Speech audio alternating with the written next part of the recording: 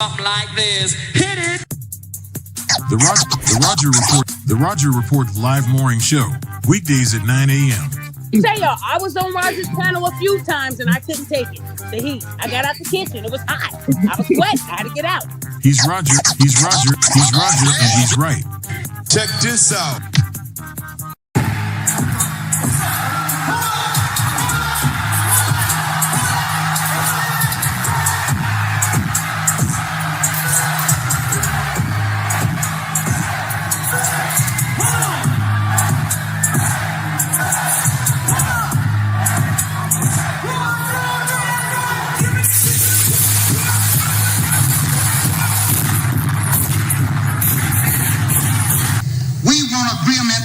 We can live or die. You choose. I have spoken to you a lot of times in hatred and anger, and you have not heard me. Well, you had better hear me today.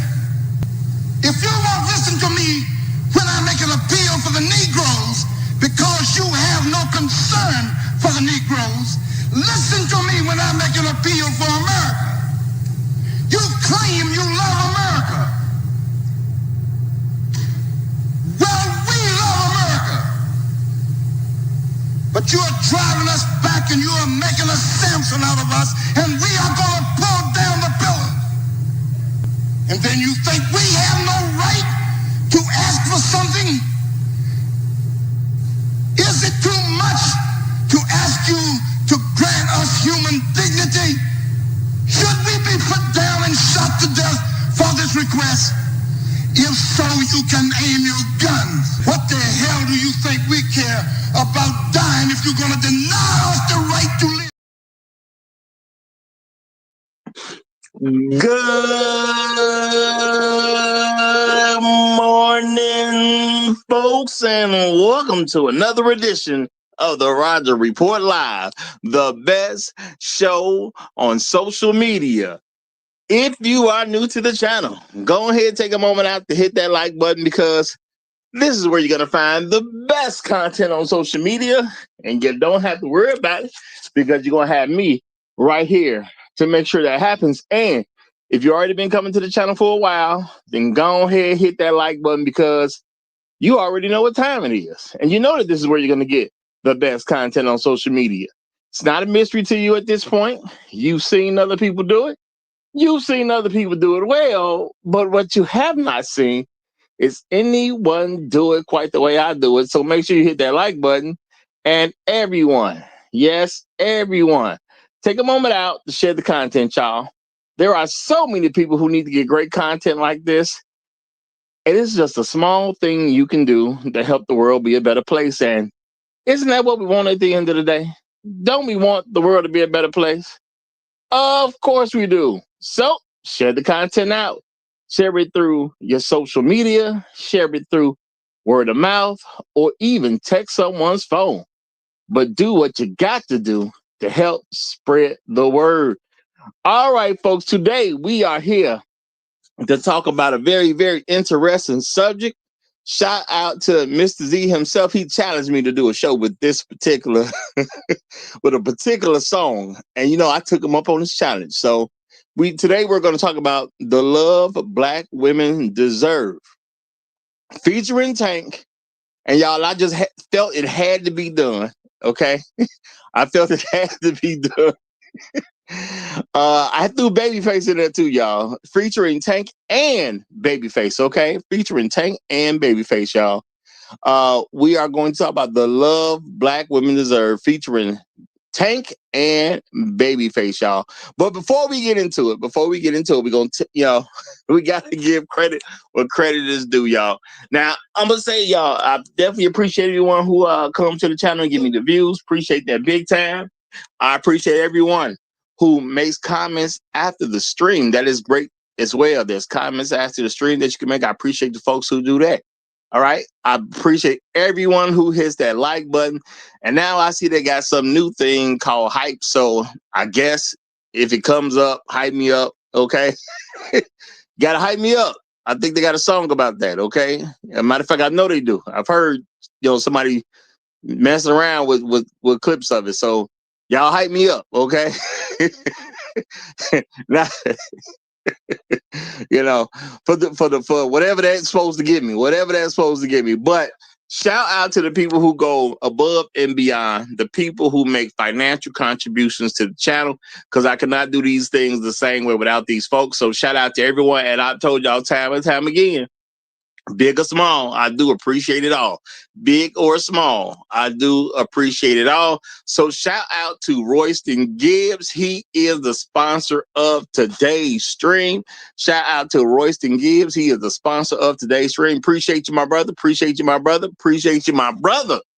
And let me take a quick moment out to give some shout outs to some of the first people to come in this morning and give a good word. It's always great to see people here. It's always great to see people. And I'm going to remind y'all, if you come way too early, it ain't going to happen for you.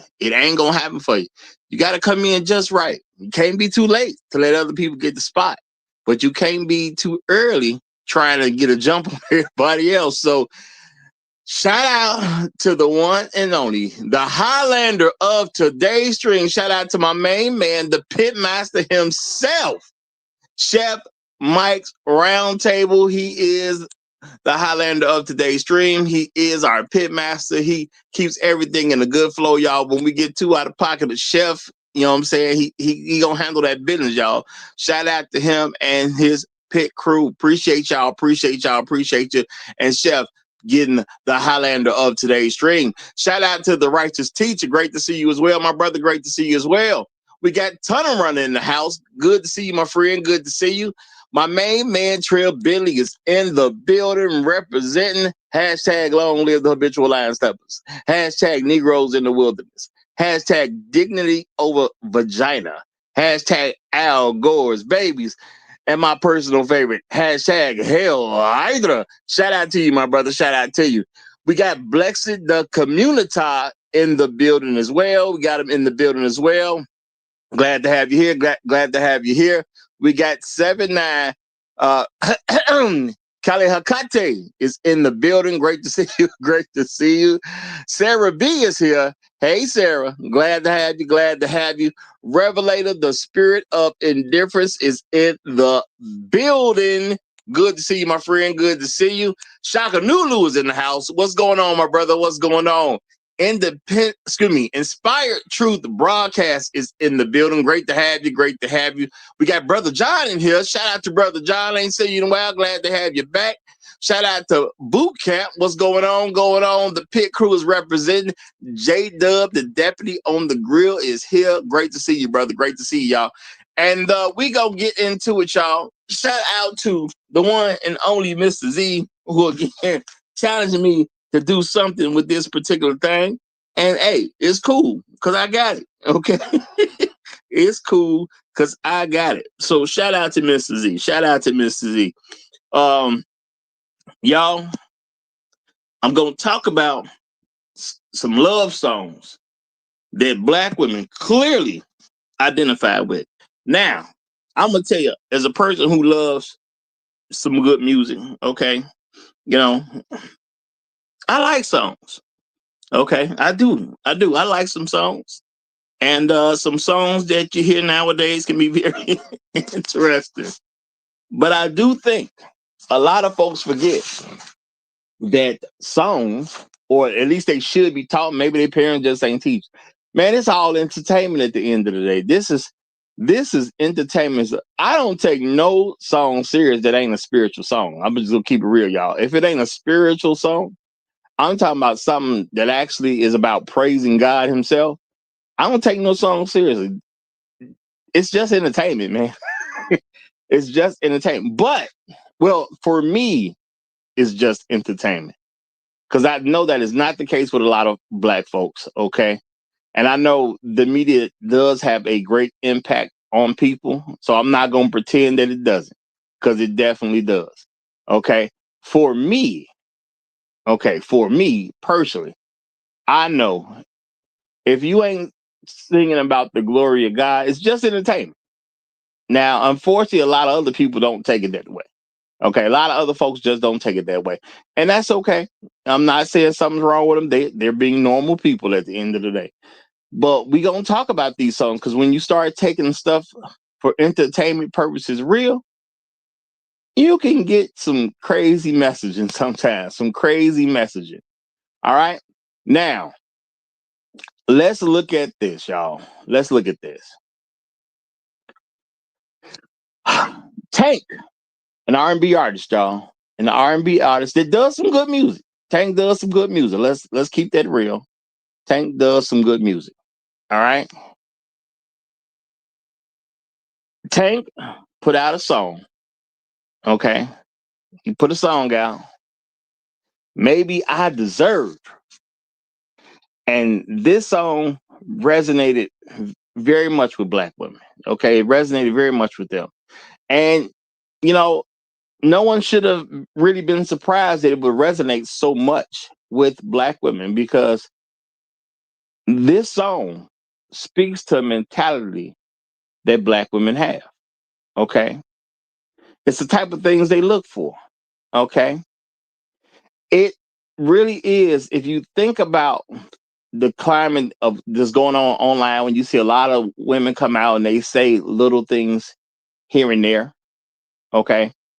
When they say little things here and there, they are addressing some issues they have when it comes to relationships. All right. Now, as they address these issues with relationships, a lot of them will speak toward the same type of man that was proposed or put on display in this song. Okay. When you think about what kind of man, okay, a man that has to compromise, well, not compromise, but to contemplate on what he deserves. Okay. You got to contemplate on what he deserves. Okay. He got to think about, how have I treated this woman? Have I, quote unquote, loved this woman? Have I done right by this woman? Okay. And he comes to this conclusion that maybe her doing some questionable things somehow might be his fault. Okay. It might be his fault. All right. That this man has treated his woman in such a way that he maybe should start questioning what his woman is doing because she may be doing some things that ain't so good for the relationship. Okay. Now, when you think about this stuff, you think about the fact that so many women come online to say certain things about men, and you get into a discussion about men. And the thing is, a lot of women don't show that they have an ability to talk about things from a perspective that does not include their personal experience. Okay. I'm not saying they can't, but they do show some difficulty talking about things, and they can't necessarily remove it from their personal experience. So they talk about men or the types of men that they like to deal with. And for some reason, even though they like to deal with the guy, they act like it's a problem. Okay. And they give a lot of arguments in quote unquote bad faith. All right. And you know, guys are starting to say that they get these bad faith. No, I think they give arguments based on what kind of men they like to sleep with. Okay. We as men will say that's an argument in bad faith. And we just don't accept that. No, that's the type of man she stays focused on. Because Black women love a compromised man. And Tank gave them a song that did well, very well. And Tank sung from the position of a compromised man. Okay, he was compromised. He was compromised in that relationship. Okay, something was going on where he was sneaking around doing stuff behind her back and obviously treating her poorly, because he has to contemplate, does he deserve certain negative things from black women? Okay, does he deserve that? Now, this is a cool thing. I'm not gonna say it's a bad thing. When a man shows some level of self-reflection, technically, that's a good thing. Okay, it's always good to reflect on self and see what you can do better. See what you can do better. But why did it connect to black women so strongly? Well, it's because, I'm gonna say it's part of the reason, because there's multiple reasons that something like that would connect with black women so strongly. Part of the reason is they can see themselves in that song. And truth be told, even though it may not be happening, they would love for one of the men that they deal with to be singing that song to her. Not just singing where he got to come through with the melodious voice and physically sing it to her, but to sing it to her in the context that a man who know he ain't done his woman right would come to her and say certain things to her where she has him in a position of he's now scared of being cheated on. She likes that idea. She likes the idea that her man should be afraid that she just might cheat on him. And she likes the idea of being able to cheat on her man and get what they call a quote unquote free pass. Okay, she likes that idea. All right. Now,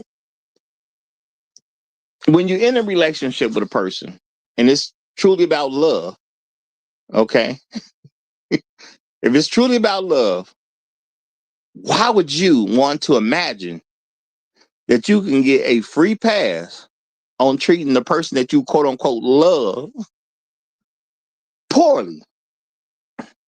Okay. Why would you want that? Well, there's different negative reasons to want that. And whoever wrote the song, now I don't know if Tank wrote the song himself. I guess I have to look that up to see. Tank may have wrote it, maybe he didn't write it. Sometimes singers write their own songs, sometimes other people write their songs. But if you listen to that song, Tank is thinking about, should I give my woman permission to get out there in them streets and do her thing and be the hoe I believe she is? That's what Tank is thinking, y'all. That's what Tank is thinking. And he's basically saying it in so many words. The love I have for my woman makes me contemplate, should I really accept that my woman is a hoe and she gonna be out there in them streets doing what hoes do? Now, I gotta give him credit, y'all. I gotta give him credit. Songs sound beautiful, okay? Songs sound beautiful, okay? Songs put together well. Whoever wrote the song did a great job because he made it sound reasonable through his voice, the way they put it together. Whoever did the instrumentation, they put it together so smooth that women sat there and listened to them and heard all these things about how she loved this man right. She heard stuff about how nobody else would do the things that I do for this man. That's what she heard in her own head. Okay. Yeah, she heard the song, but she heard some things in her own head. Okay. She heard some things in her own head. All right. That's what happened, y'all. Amongst the things she heard in her head, she heard, can't nobody do it like me. I do him in a way that nobody else gonna do it. And shout out to Hun Platinum. Appreciate you, brother. Appreciate you. Okay. In her mind, as she listened to this beautiful love song. She heard her effort, okay? She heard the money she was spending. She heard the car she was giving out, letting him drive around and do what he quote unquote need to do. Okay. You know, in a few rare cases, she might have even heard some child support that she put on for his kids. Okay. Yeah, that she paid child support because this other woman got kids bound. In some of those instances, y'all. She heard that man having some regret for not noticing just how great a woman she is. Okay. Just how great a woman she is. And how, in her mind, she definitely deserves better. So because she deserves better, she think it's a beautiful thing that Tank, and I'm just using Tank as the guy in the song because it's not really him. It's not really him. It's just a song, y'all. But she likes Tank's position of being compromised in the relationship with her. He's done her so dirty, done her so wrong, done her so dastardly that even if she were to go out with her ex-boyfriend and stare at him in the eyes all night, even if she were to go to a nice event with a dress she shouldn't put on, that he shouldn't say nothing about, that even if she went out there and stayed out all night, 2, 3, 4 in the morning with some new dude that, of course, she's not quote unquote interested in, but she likes spending the time with him because he's interested in her.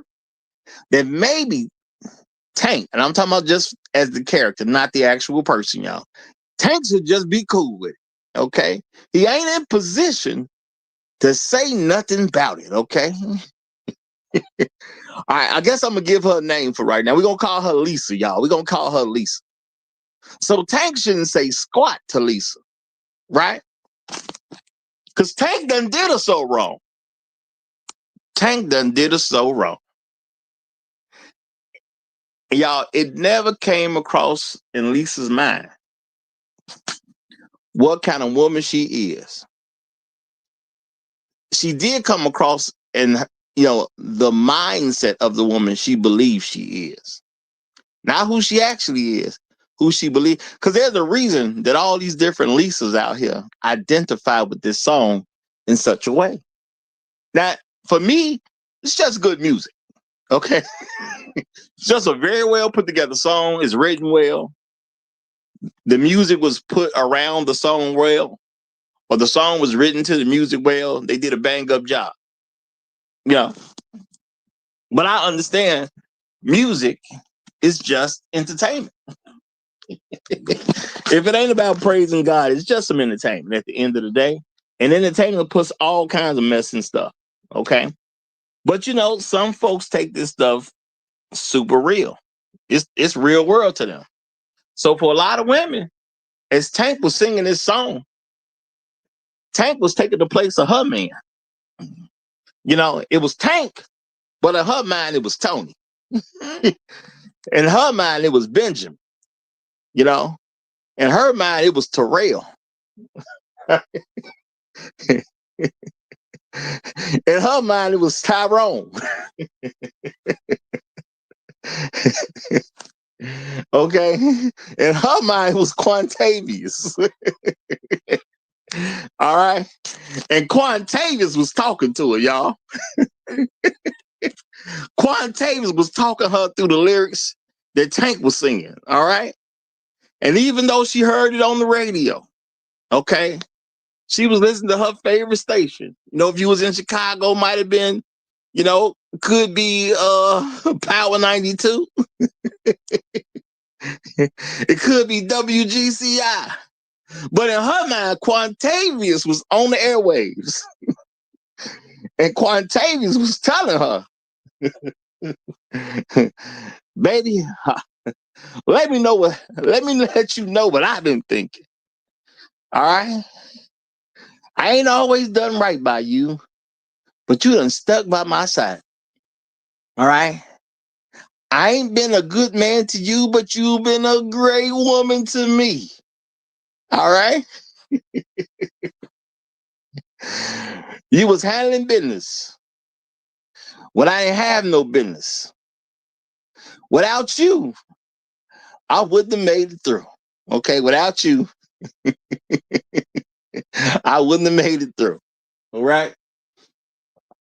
And then, y'all, shout out to Babyface, y'all.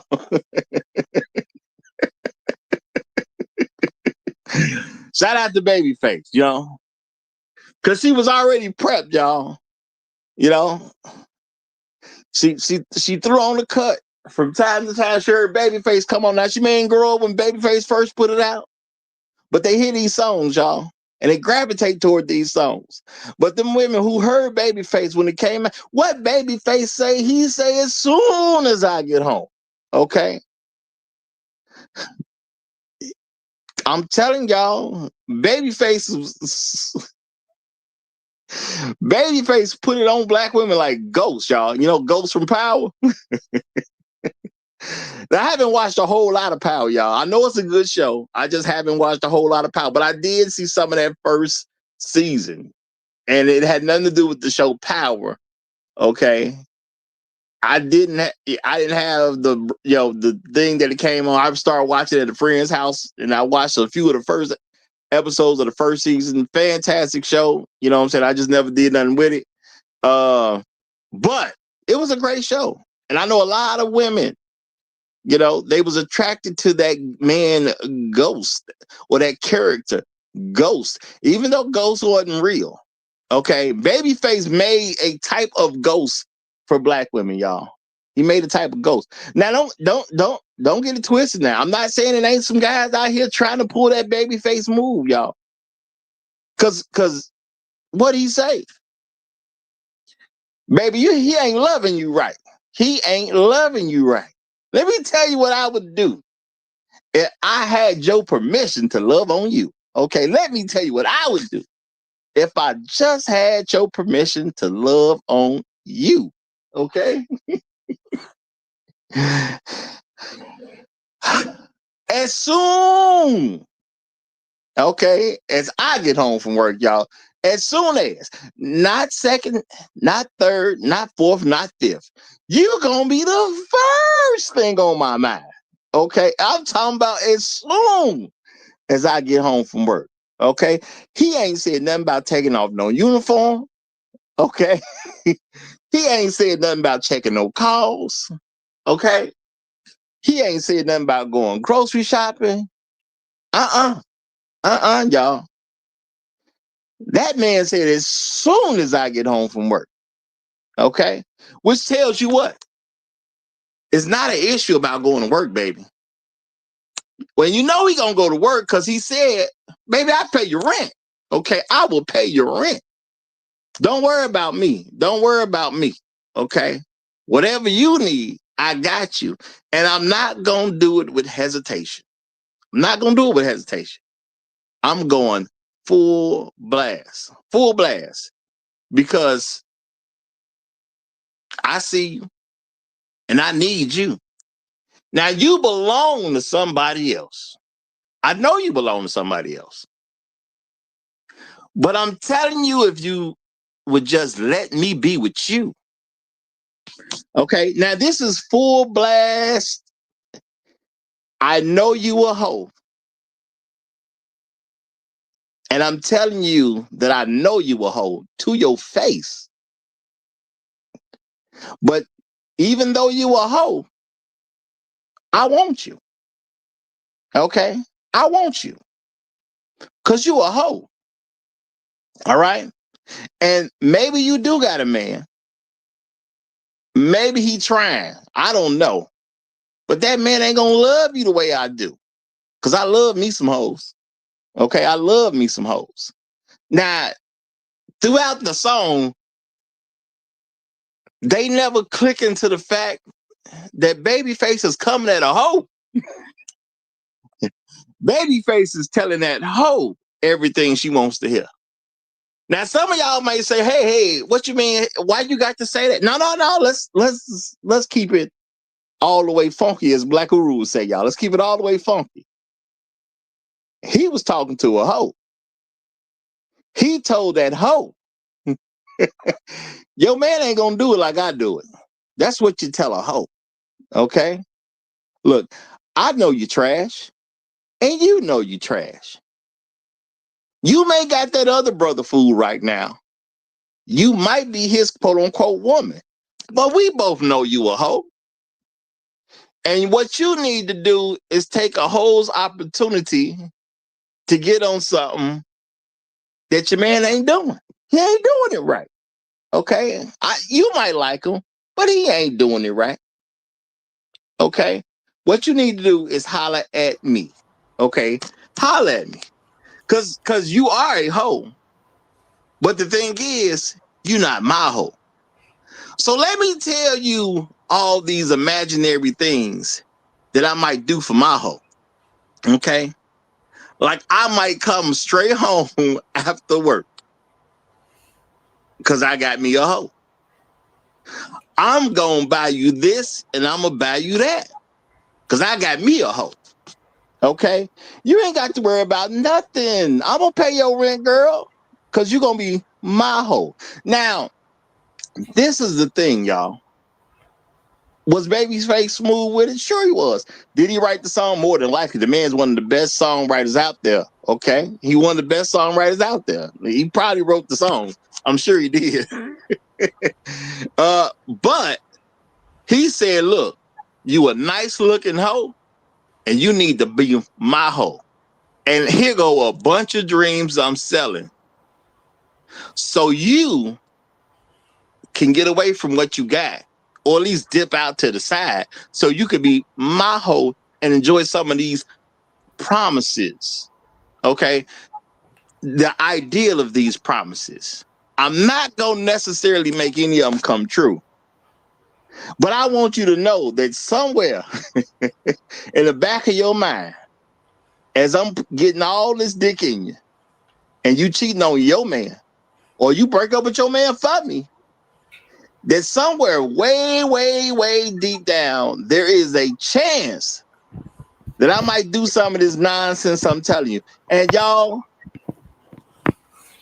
it's called dirty macking, okay? Now, whether he means it or not, that's besides the point. I'm just the dude telling you that something might happen. But y'all, I'm gonna pause right here because we got a guest up here. And before I go to, because I go all day. So let me pull back for a moment. Okay. And we're gonna get somebody else's perspective of these two songs that were talking to hoes, and the hoes never do. Okay. And that's why I say these songs are incredibly smooth. How do you call a black woman a hoe without telling her she's a hoe? Both of them pulled it off. Both of them pulled it off. And I'm pretty sure y'all seen some of these things about how you call something or something without saying it's a something. That's what I'm saying happened in these songs, y'all. How do you call a woman a hoe without saying she's a hoe? And they pulled it off beautifully. But let me turn the mic over to I'll guess this guy. I guess whose kids as soon as I get home. He notorious, y'all, but he our guest. You got the flow, man. Go ahead.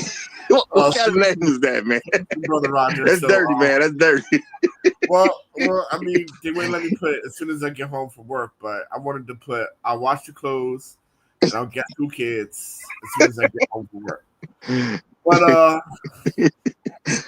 Babyface, Jaheim, D'Angelo, Jodeci, Tyree Gibson, they issued in the Trash Man era, where it was popular to sing to people's mom like Jordan's mom and LeBron's mom, and they could do no wrong because, come on, the person they tell us who Jordan's dad is 5'10", but he comes out 6'6".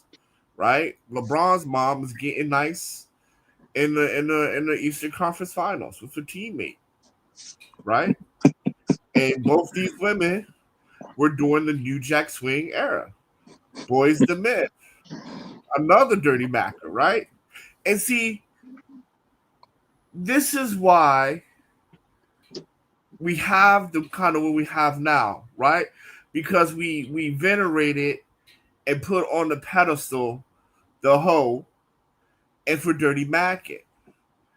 But yet, the real one, R. Kelly, he was the real one, but everybody said, oh, Hot Sauce, you out of pocket.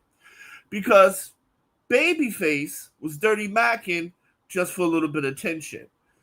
Jodeci was Dirty Mackin for a little bit of attention. And what is it? Jaheim and Tank and all of them, they're dream sellers.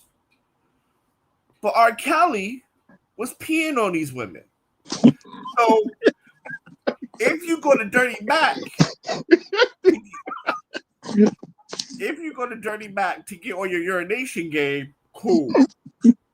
Cool. Yo, Hot Sauce, I know the songs ain't right, but I'm trying to get my urination game up. So if you peeing on them, then finesse is going. Yeah, I understand that. I understand. You might have to. Dirty Mac is for urination.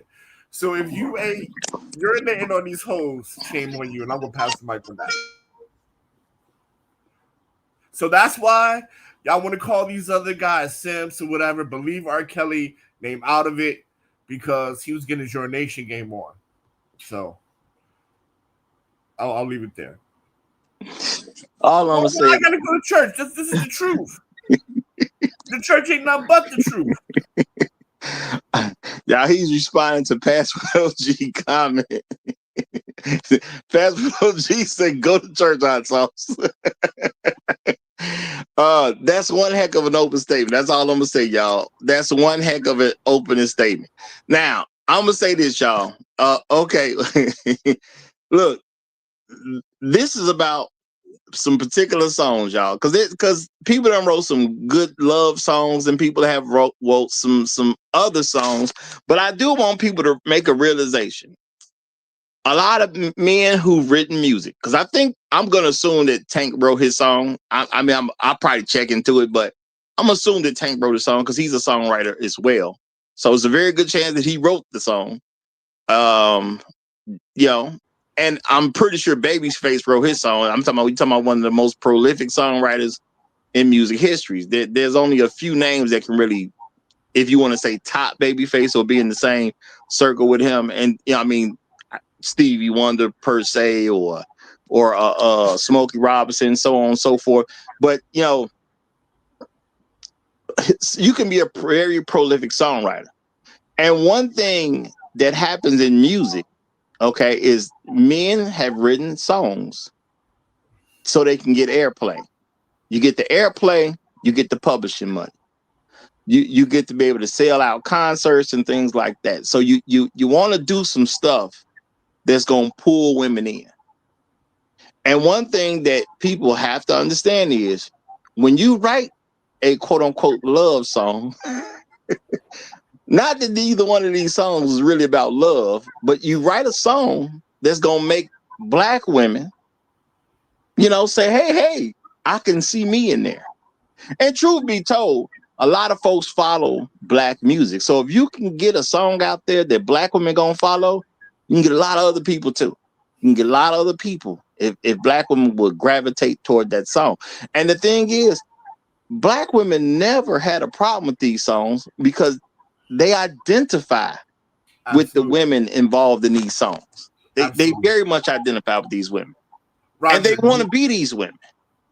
There's some hoes out there that want to hear a man talking about what he gonna do as soon as he come home from work.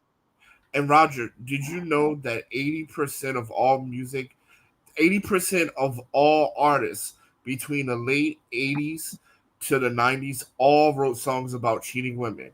Secret Lovers by Atlantic Starr, Drew Hill had one. Boys the Men had one. What's that one? Just don't let me know. Pink had one. with with there is a it's tons of music about this Oh, subject matter. yeah. Tons. But all of them are talking about loving a cheating woman, Yeah. except But R. Kelly. R. Kelly don't have one. Reason why, but except R. Kelly, all of them had a song about loving a cheating woman. what the thing is, you want your songs to sell the record. And Right. before we got into the streaming stuff, especially y'all, and it's not like it's not done in streaming, but you want your song to get some airwaves. You want to catch the women. The men gonna tolerate the song whether they like it or not because the women like it. That's just how the game goes. Now, They're gonna tolerate the song even if they didn't let even me, like the song. Not saying the songs were bad. The songs were written extremely well. As far as a right. song is concerned, ain't no in the world you're gonna say the songs didn't sound good. Sure, the song sounded good. Okay. Let me clarify something real quick. All of them had a song about a woman that was cheating on them that they wanted to love, except for R. Kelly. R. Kelly was talking about cheating with that woman, but others were having just don't let me know. Boys the Men had a song about I'm doing just fine. All of them had a song about a woman they loved that was cheating on them. Okay. All right, now, y'all. I got a couple other guests coming in, but let me say this real quick because I got a new guest, so I got to do the new guest thing. So y'all, it's two of y'all backstage right now. Y'all just hold on for a second. I see y'all. I got y'all. So the thing is, you want to get that airplay. So you want your song to hit the waves. You want the women to quickly like the song. If they hear the song, they can request the song. The song get played during some type of request hour or something. A lot of radio stations have stuff like that. Certain hours of the day they're gonna do requests. So you can get your song on there. Somebody requested that. If it gets requested, the people who missed it the other times, they hear it then. Okay, next thing you know, we got a hit because so many people keep calling in about this song. Now, your song go out to be number one, especially, but you want to get on that chart. If you get a number one, number two, number three spot, and just on the chart, period, you can do a lot of work with some songs. Song make you popular. Next thing you know, your album drops. People go to the store and pick it up. Back when we had to do that in the day, you had to go to the store and pick up the album. And a lot of people made a lot of noise about what you did in your first week. This has repercussions when it comes to concert sales. Okay, you want to do concert, you want to play for a bunch of people. You want to get your money.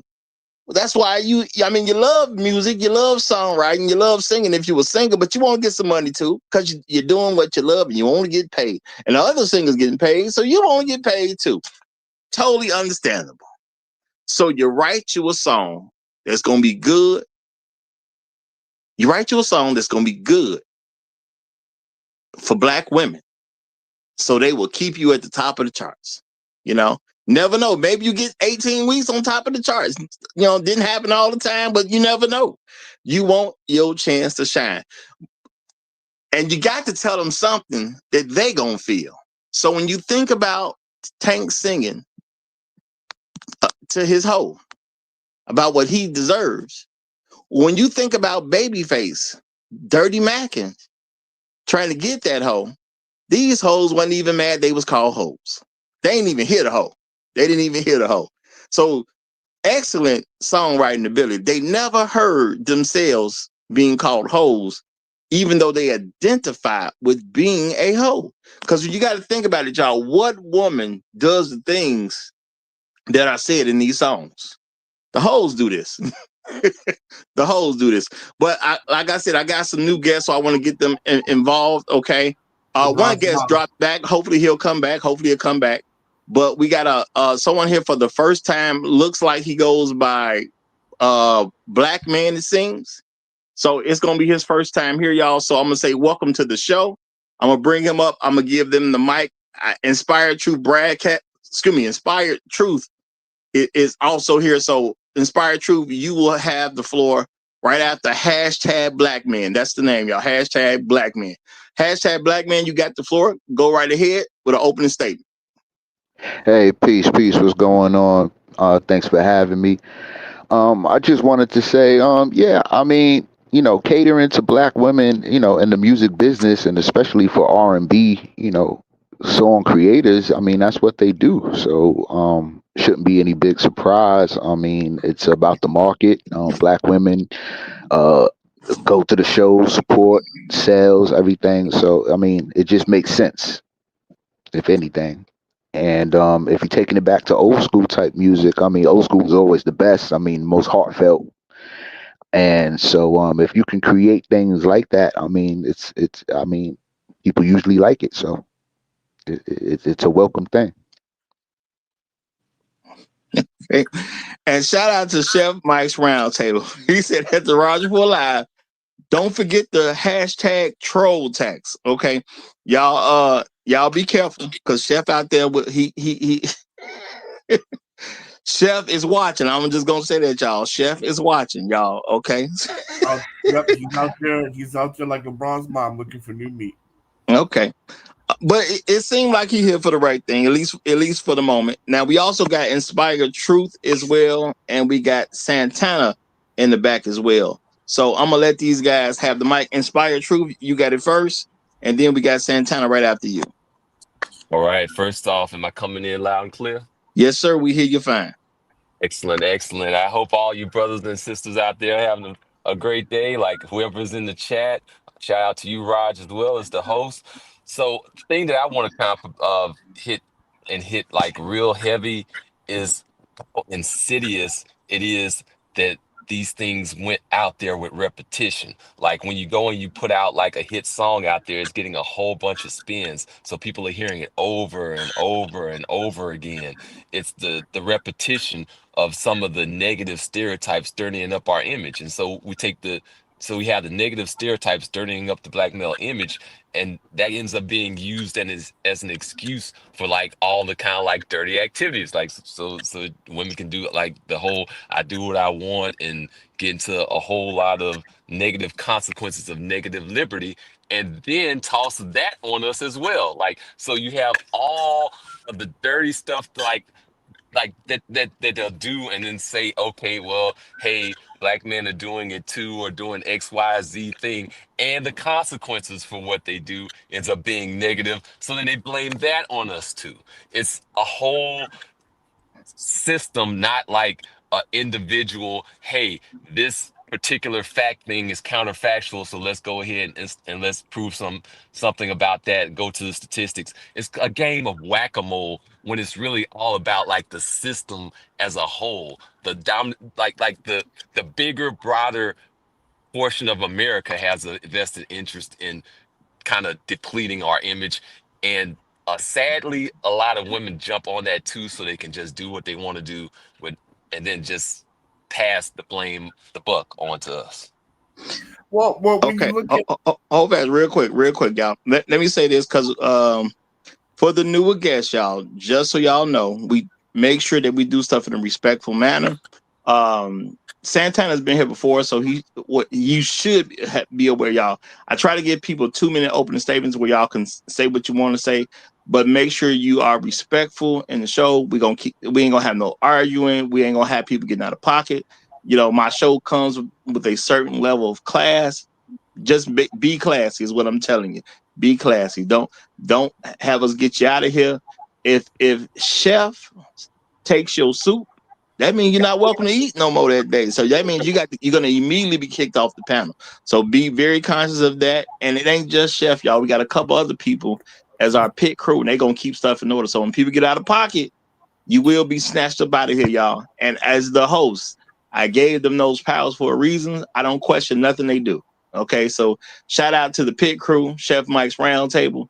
Shout out to J Dub as well, and shout out to Mr. Sugar to you, y'all. So let's keep some level of order around here, and let's keep it smooth. All right. Go ahead. What you were about to say, and then I'm gonna get Santana here for his opening statement. oh no, I'll let Santana go. I'll follow the format. Okay, but go ahead, Santana. You got it. Good morning, gentlemen. Good morning, brother. Yeah, you know what? This is a good topic because I've been wanting to say this to the older generation for a long time. But back then they was making a lot of gumpy music, you know what I'm saying? And a lot of pandering music. And I never really understood why. And now that the women of our generation is telling us that they want a 90s love, they want a man from the 90s. Whole time we not gumpy like they was back then. Like, so what you want us to do? Like, we not allowing certain things. We not finna treat you like a princess and whole time you been, a 304 your whole time. We not doing that. But for some reason they look at how y'all treated women back then and think that they supposed to get that out of us now, and that's just not the case. So yeah, I definitely blame y'all. I definitely blame y'all for at least to a little bit of how these women think. I ain't gonna lie to you. Well, I want to say this. First of all, we were kids in the '90s, right? Nobody was even 20 yet or 18. 19. I mean, in the '90s, we were still teenagers, so it ain't really on us. That's Black Guru's. And yeah, that's Black Guru. Because we were still kids in the '90s, right? In 1990, I was 11, so I'm not doing nothing with nobody yet, right? So, but I will say this: they absolutely did usher in the trash man era. They ushered in a time where a woman's bad behavior depended on a man's action, and the '90s was the time where they have successfully where they successfully convinced the world that women should not be held accountable. Women should not bear any repercussions. If she did anything wrong, it's because the man was not on his job, and that was helped through the repetition of music, right? Because at the end of the day, entertainment is also education, right? That's where majority of people get their education from. Because we got to look at it on a massive scale, on the global scale of things. Most people can't read. Most people will get their information through media, whether it's TV, music, and back then music videos were big, right? Because people really couldn't read. That's why newspapers are only written at a fifth grade level because most people don't have literacy. So saying all that to being said is that at this time, whatever the initiative was, to get women to misbehaving, um, it worked and it's effective. And so now we're seeing the byproduct of you're seeing two byproducts of gangster rap, and what's even worse, the byproduct of what is that, like New Jack Swing, R&B, love soul, neo soul, I guess, music, which is I would say '90s R&B is more destructive than gangster rap. '90s R&B has been just as destructive as crack cocaine in their neighborhoods, and I'll pass the mic on that. Facts. All right, Facts. I'm gonna jump in real quick, and y'all, I'm gonna bring y'all back to a little bit of focus of these two particular songs because I'm not finna do a show on the whole music industry, and there'd be different parts of stuff and different songs I may bring up in the future. So we're gonna kind of reel it back into these songs. And let me say this: just because somebody sung about it, don't mean it was happening. At the end of the day, Babyface was selling records, man. Was Babyface out here trying to do stuff as soon as he got home from work from women? I doubt it. I'm just gonna be realistic. I doubt it. I believe it. No, but Roger, that's not fair because that's like saying, well, since a drug dealer don't do his drugs, it's okay to sell drugs to the community. No. That's not what I'm saying. What I'm saying is just because It's the fantasy of it. just can't. Yeah, these people are pushing a product to be sold. That's what I'm saying. They're pushing a product to be sold. It don't mean people was actually doing. I heard these songs. They Right. had no effect on how I treated women. We're a None. But child. hold on, but also, don't we use music and don't we use these songs to get the women in the mood and get what we Yes. like? Men use songs and stuff to get a certain woman and get things in the mood and get things going. Women may be at her home by herself and she may use the same music, but she also fantasize more and just sing it to herself and just be in a fantasy of or whatever's going on. What? So, like it's a music business. It's a selling dreams. No, yeah, but I mean it is. And my thing is when with these two particular songs, they told women what they wanted to hear. They knew black women were hoes. They knew how to say, "Hey, I know you a hoe. I'm going to approach you as a hoe, and I'm gonna do you like a hoe. But I want you to feel good about it." That's what these songs very much did. It I made a know. black woman feel comfortable in her wholeness. Okay. Now the thing is, I don't think the average black woman ever even figured out she was being called a hoe. Because when you talk about what you gonna do, this is the man who sells you the dream. Baby girl, if I just had you, I get you the moon, stars, and all that other stuff. And he ain't got no plans of doing none of that. No plan. But It's just she wishes But that she Roger, had a man that was doing that, and so that's good enough to get in her thoughts and have that music and melody and them lyrics playing and get into her fantasy. no. Roger, Right. He wrote it for the fantasy. I'm not saying That's they what ain't I'm trying to give saying. her the but fantasy. That's the Roger, goal, And is to give her the hold on, fantasy. men, we supposed to Roger, use that. We supposed to hold use on. that as men to our advantage. In '95, ain't none of us was doing nothing from work because we didn't have a career. We were at school in '95. So that's come on, because that's when it was released, It's 1995. So nobody was like, as soon as I get home from high school or something like that. But the song don't say that. And so even though Babyface wasn't doing that, Black Guru Strike was probably doing something like that. Yeah. I No. mean, yeah, but music, love music, and catering to women is nothing new. Like, I mean, that goes back decades. All right. So, I mean, All right, y'all. We gonna reel it into these two songs, okay? Well, Because I was Terrell challenged to Bentley do was doing. something with Tanks. Maybe I deserve, and I just threw the baby face in there because why not? You know what I'm saying? It's a lot of talk about this one particular song, Well, so I couldn't let Babyface slide on this one. But Terrell to, Bentley was probably doing something from work. all right, what Toya is here, so I'm gonna go ahead and give her the floor, okay? Because we don't need her trying to speak over me and anything like that. So y'all, if Toya sticks a while, which we don't know how long she's gonna stay, but if she sticks a while, pay attention. If she unmutes her mic, let's kind of chill for a second to give her a chance to speak, because we don't want a woman trying to speak over me. Okay, it's not even a good look for women to be trying to speak over men in the first place. So, Toya, you have the floor. How you doing? Very well, thank you, Roger. Thank you for asking.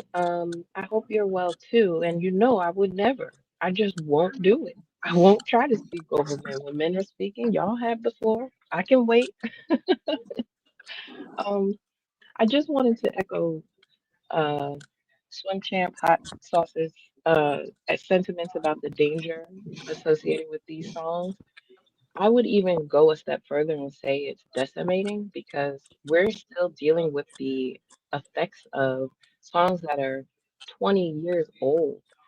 And I don't think we were making the connection at the time because, as a daughter to a mother who listened to these songs faithfully, I think we were proxied the dream that our mothers bought.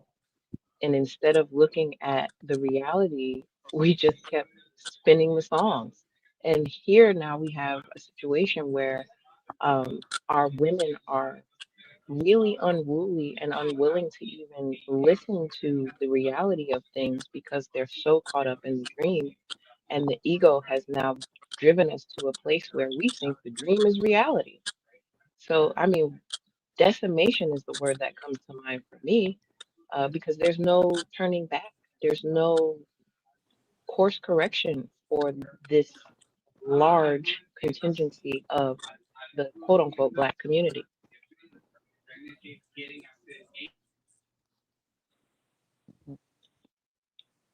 I whose do want to ask you a question responsibility?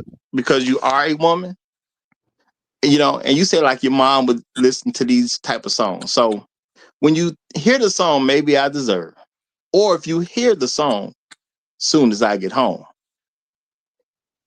Now I know I just said it, but before I said it, did you hear the fact that these songs were men talking to hoes?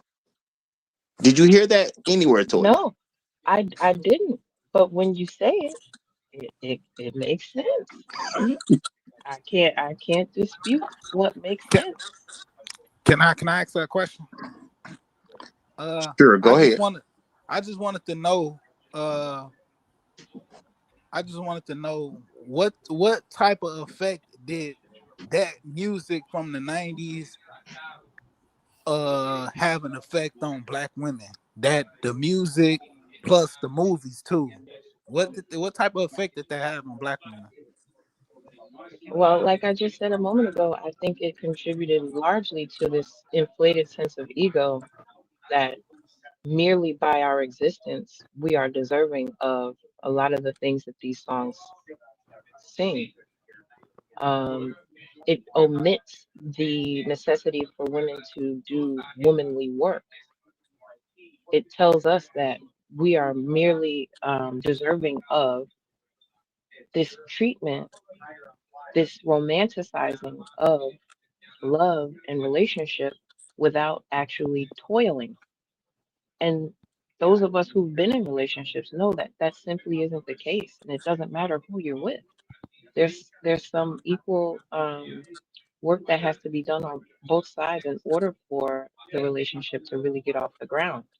And so I think the largest danger or destruction that it has caused is that you have a you have a generation or generations of women who really don't even think they have to lift a finger. Mm, that's All right, crazy. shout out to Black Rule Strikes. He says from the chat, y'all, I'm around Babyface's age. I can tell you that most of the black guys back then around my age and a little younger hated Babyface. We knew it was destructive to the sensibilities of black women. So, Yes. and I do actually remember a little bit about men having an issue with Babyface. I remember hearing stuff about that. You know, I was young, but I remember hearing some stuff about men having issue with Babyface. And I'm gonna say, y'all, this is the thing. You know, it's almost like a chicken and the egg conversation. I can't blame Babyface because Babyface was writing something that was going to work. In order for it to work, you already had to be a hoe. No, See, but a hoe don't like the whole song. He know the hoes gonna respond to the song. Same thing for Tank. Tank didn't make the hoes. Tank was putting out music for the hoes. And hoes have a dream. Hoes have a dream that they can be treated like a regular woman. So when you think about these two songs, Babyface talking all this nonsense about what he might do if you was his woman, which means you're not his woman. I'm selling you a dream. Truth be told, you really ain't got no business entertaining me in the first place because I'm sitting here talking to you for an extended period of time and you belong to somebody else. You know you a hoe at that point. He kind of made it clear without saying, I know you a hoe. And with those terms. Same thing for Tank. If Tank is contemplating that he should let his woman cheat because of what he was doing, that means Tank know he with a hoe. And because I know she's a hoe, when I do my dirt, what my hoe gonna do? My hoe gonna go get dirty. And I should probably just not even trip about the fact, because I know me and I'm gonna be back out there too. So I might well not even trip that my hoe gonna be a little bit dirty. see, Come with the territory. There's a difference between Tank and Babyface a little bit, and I gotta push back on that. You gotta blame Babyface because you're proliferating the nonsense, right? By making songs like this, as soon as I get home from work, you're proliferating because not only are you singing to the 304s, right? But you're singing to the aspirational 304s as well. But okay, because at least with Tank, it's marginally logic. Okay, I'm doing my dirt, so she's doing dirt because I did it on her. Like that's just toxicity. That's not so much wholeness in my view. That's kind of like just being toxic, being in a toxic relationship, glorifying a toxic relationship. But on the other side with Babyface, you're actually proliferating and venerating that because that's like a drug dealer saying, "Well, I'm only selling to drug addicts," but bro, you're destroying the community at the same time. You're destroying. You're destroying. I mean, you're damaging how black women and black men can get together. All right, let me read this real quick, y'all. And I got a ton of runner who done came up. Black Rule Strike says pimps get locked up doing pimps get locked up along with the hoes. and Babyface was pimping. I think that he was. I do believe he was. But Tunnel Runner is here, so let me go ahead and give him his opening statement. You got it, my brother. How you doing? Doing good, doing good. How am I sounding? You sound fine, brother. Okay. Well, so let me tell you, brothers, this is the advantage of having a Latina. Because my Latina, she listens to Baja Nato, which is love music, right? That's her music that she listens to, which most times the woman's always staying with the man. And that's her reward. Even if the man goes out there and cheats, she stays with the man because the man is always coming back home. So her message that she gets in her music is that stay with your man. The right position is to stay with your man no matter what.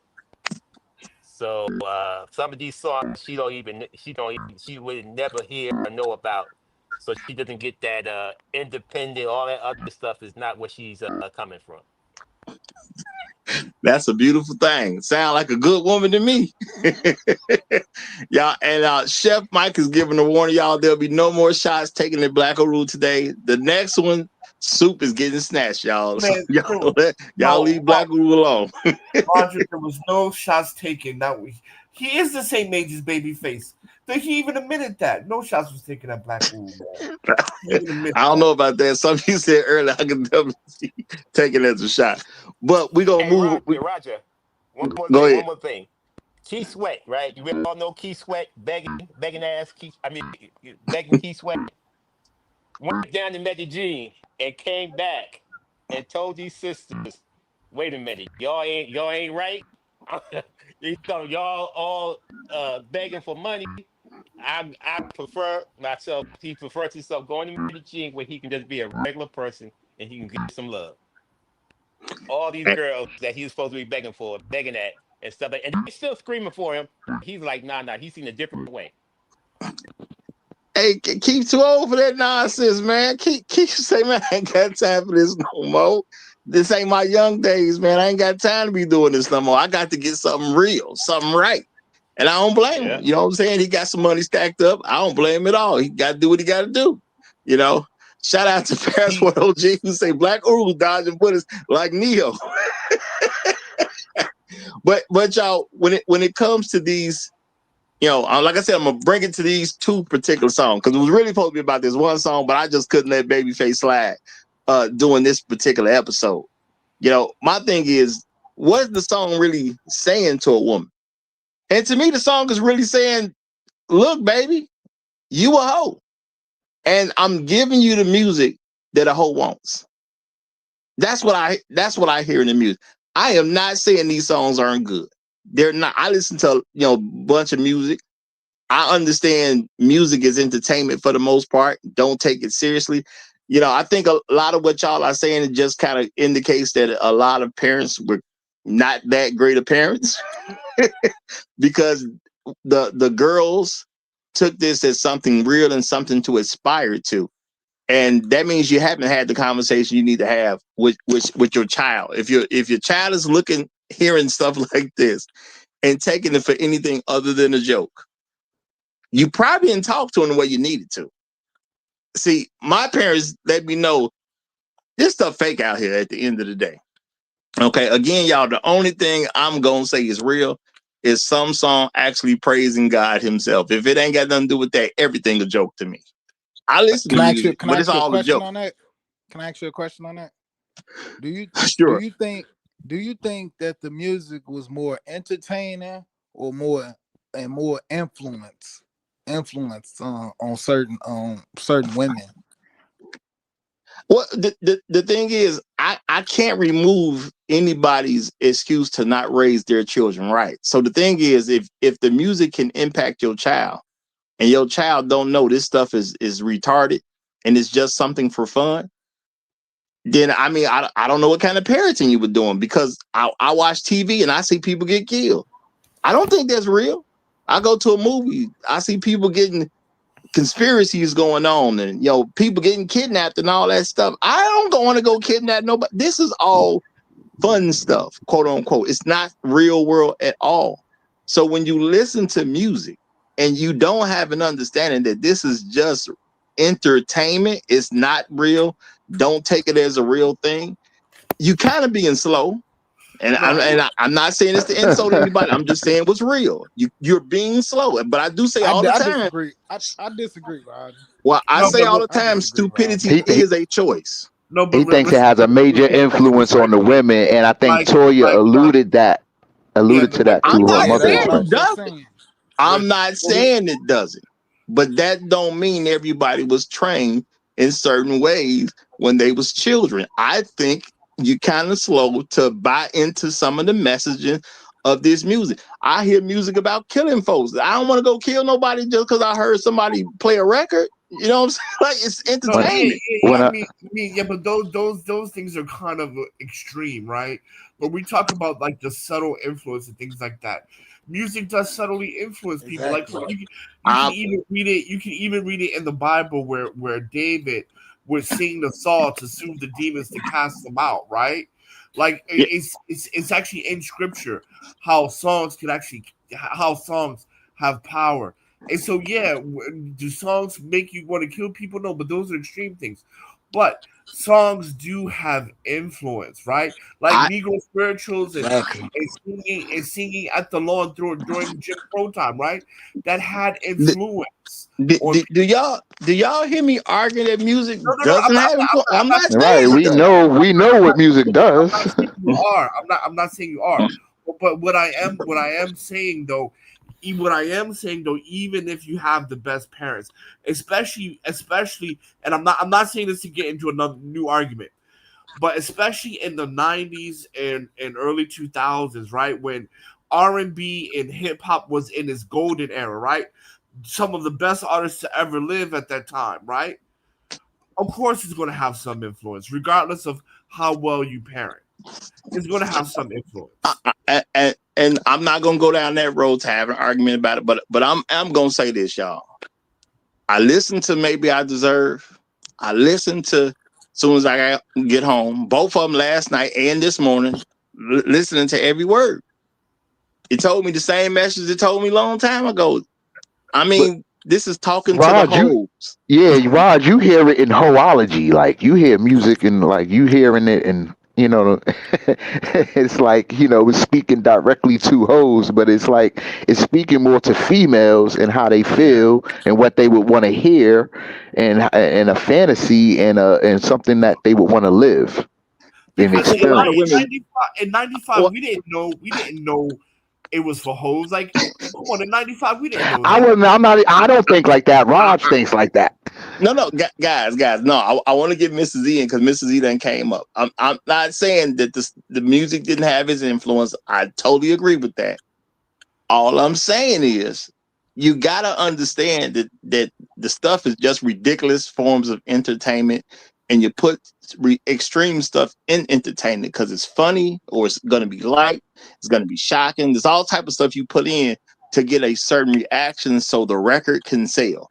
And a record is just entertainment, just like a movie is entertainment, like a television show is entertainment, like a novel is entertainment. Like I just understand all this stuff is just forms of entertainment and I'm not supposed to take it seriously. That's what I know. And I get it. The people wrote the songs to hook people in, to hear it over. I hear a ton of music and I know this stuff is a joke. That's all I'm saying. I know it's a joke. I've always been trained that this stuff is a literal joke. Do not be serious about it. But I'm not So, saying it does not affect people. But let me let so Mr. Z get in because this actually a show inspired by Mr. Z. He technically challenged me to do something on maybe I deserve by Tank himself. And I just threw Babyface in there so I can get him out the way. Okay, but Mr. Z is here. You got it, my brother. And thank you for having me up, Raj. So we're going to start off like this. Raj is right. 70 to 80% of consuming in America is done by women. They are the drivers of consumption.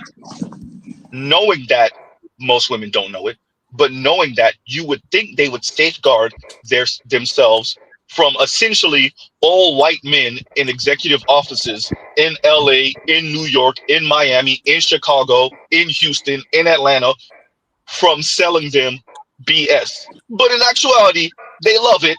It tickles their ego and something else.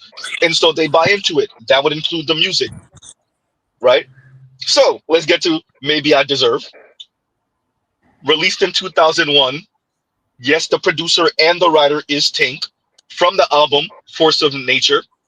Maybe I deserve for you to do all the things I did to you. Going to what Rod said earlier. So this is a janky ass relationship from the jump. Okay, fine. Um, Maybe I deserve to ask you who the hell you trying to impress for you to laugh it off like it ain't nothing. That's not like a domestic. Anyway, maybe I deserve to sit at home and wonder where you are. Maybe I deserve for you and this is after he ran after her. She came home. Apparently, she piped the dude or whatever the hell. But he didn't know that yet. Okay, fine. Um, Maybe I deserve to sit at home and wonder where you are. Maybe I deserve for you to say yes, I cheated on you. Maybe I deserve I don't care because of all I put you through. Maybe I deserve I don't care because of all I put you through. Maybe I deserve to be mistreated sometimes. Uh-oh. Maybe I deserve to even be lied to sometimes. Uh-oh. Maybe I deserve because you should cheat on me. Maybe I deserve to sit by the phone. So, as we said earlier, janky ass relationship. Number one. Number two, I don't care if I cheated on you. This is a double standard. I don't care what I did. As a matter of fact, you shouldn't be stepping out because it has nothing to do with me anyway. Mama shouldn't raise you right, and that's not something you do because of your own reputation. Uh-oh.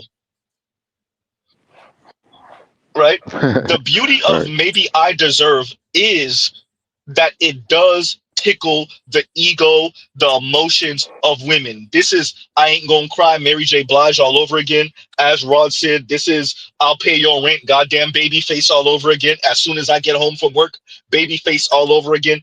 This is about advertisement. This is dollars. The R&B singers, writers, producers knew who their major audience is. They knew who was buying the tickets, and they sold that to them.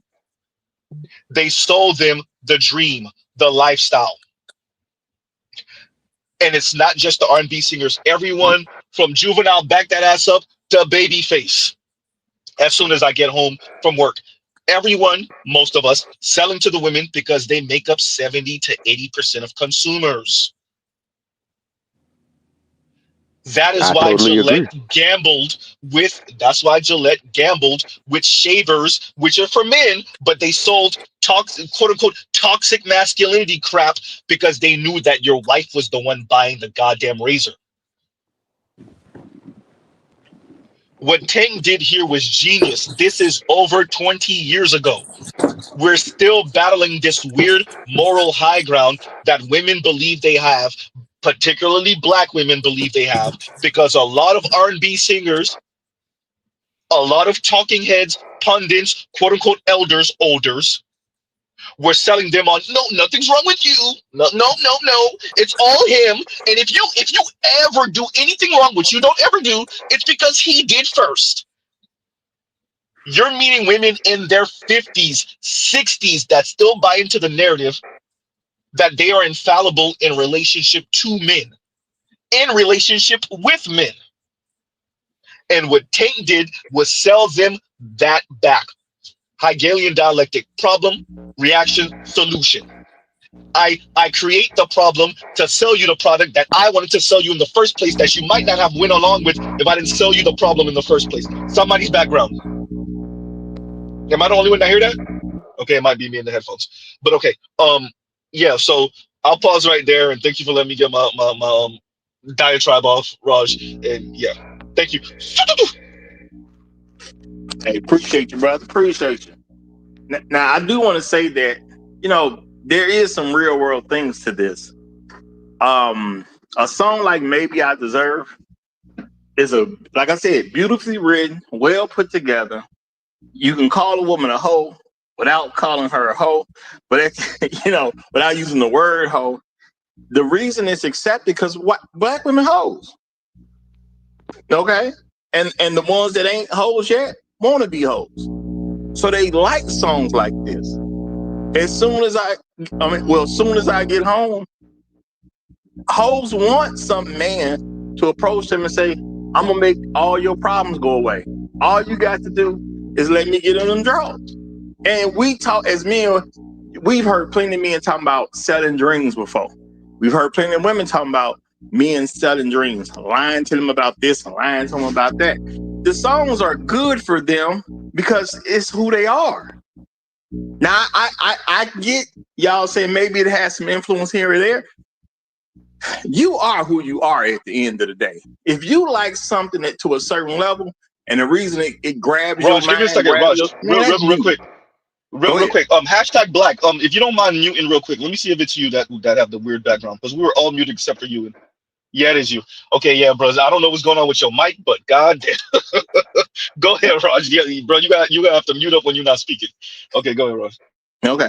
Well, my thing is, this is a great song for them because it's something that they can identify with so much, and they see themselves in the song. See, the issue is a lot of black women like a bad relationship because for them, it's where they get their quote unquote drama from. When you got to sit and wait by the phone and wonder what that nigga doing, that's their drama. If you got to wonder if he's treating you right, that's their drama. You want to know that your man could conquer other women because that's what's going on in their head. That's their drama. The men wrote some songs that the women gonna like because they want to sell some records. And what do I That's what always I say, see. Roger? Go ahead, Toya. Black women aren't happy unless we got something to complain about. Now, that sounds like a simple statement, but if you really put some thought into that statement, that makes a whole lot of sense. Because when you offer black women a man that's not gonna cheat, a man that will get up and go to work every day, heck, even some rich guy, they find all kinds of way to make problems when problems did not exist. And if you don't create Raj, stop problems for speaking about them, Aisha Curry like that. Go ahead. but if you don't make problems for them, they will say you are boring. Now, if I do everything right, I'm boring. But they swear they don't want no problems.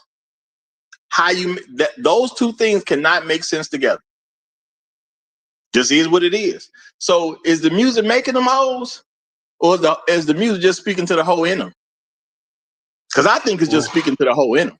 Oof. Or is it So creating a certain mindset? No, I think the mindset is there. Babyface is a black man. Tink is a black man. R. Kelly is a black man.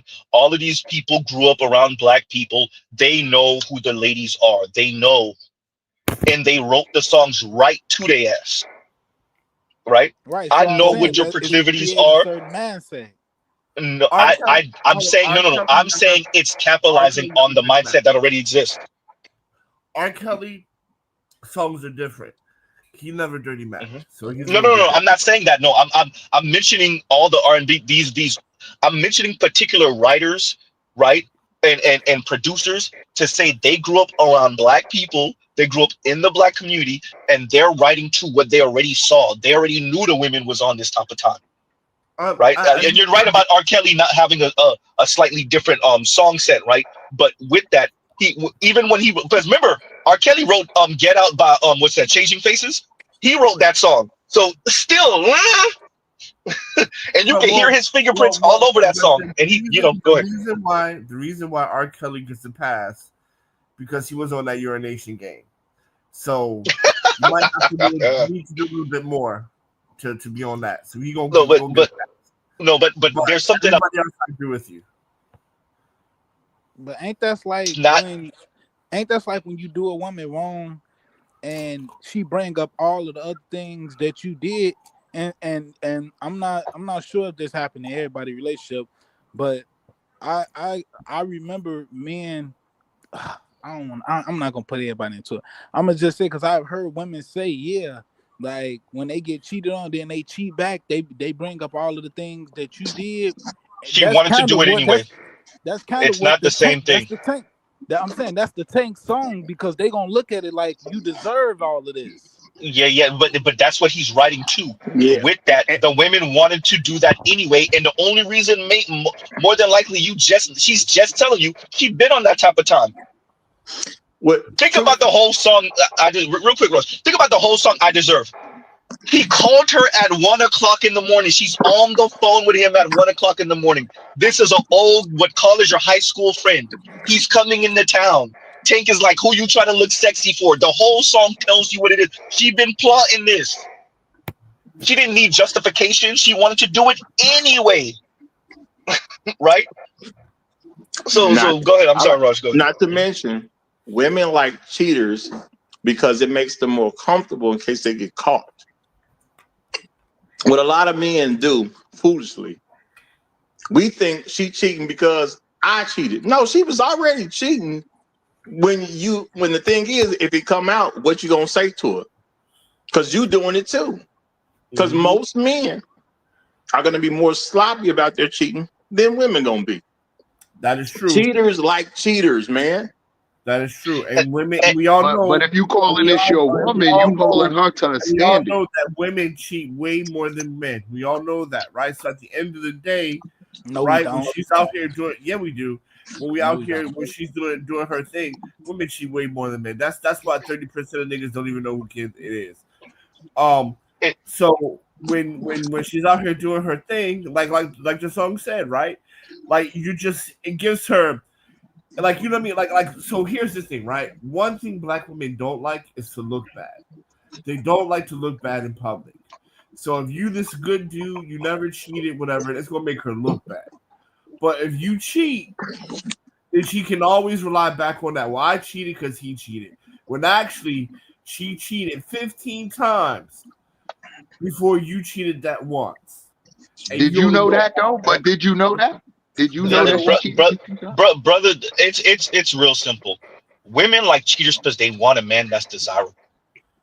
No. If women did, wait. Women want cheaters because they want someone who got that type of pull. Ain't no woman want a man that no other women want. We already know about those dudes. You can say it how you want to say it. With that, women want somebody that's that reliably can cheat on their ass. They want somebody desirable. Black women want, and they want to complain about it after. Black women want. Wait. Real quick. No, because I'm about to call on. Because I'm about to call on Toya to say what she just said again. Toya, what was that you said about women complaining? I was talking first. You interrupted me. Oh. So what I'm saying is this: women cheat and they love to cheat, and they don't like looking bad, and so they're going to date a cheater because it gives them access to cheating. I don't think any woman wants her man to cheat on. I don't think any woman wants her man to cheat on them.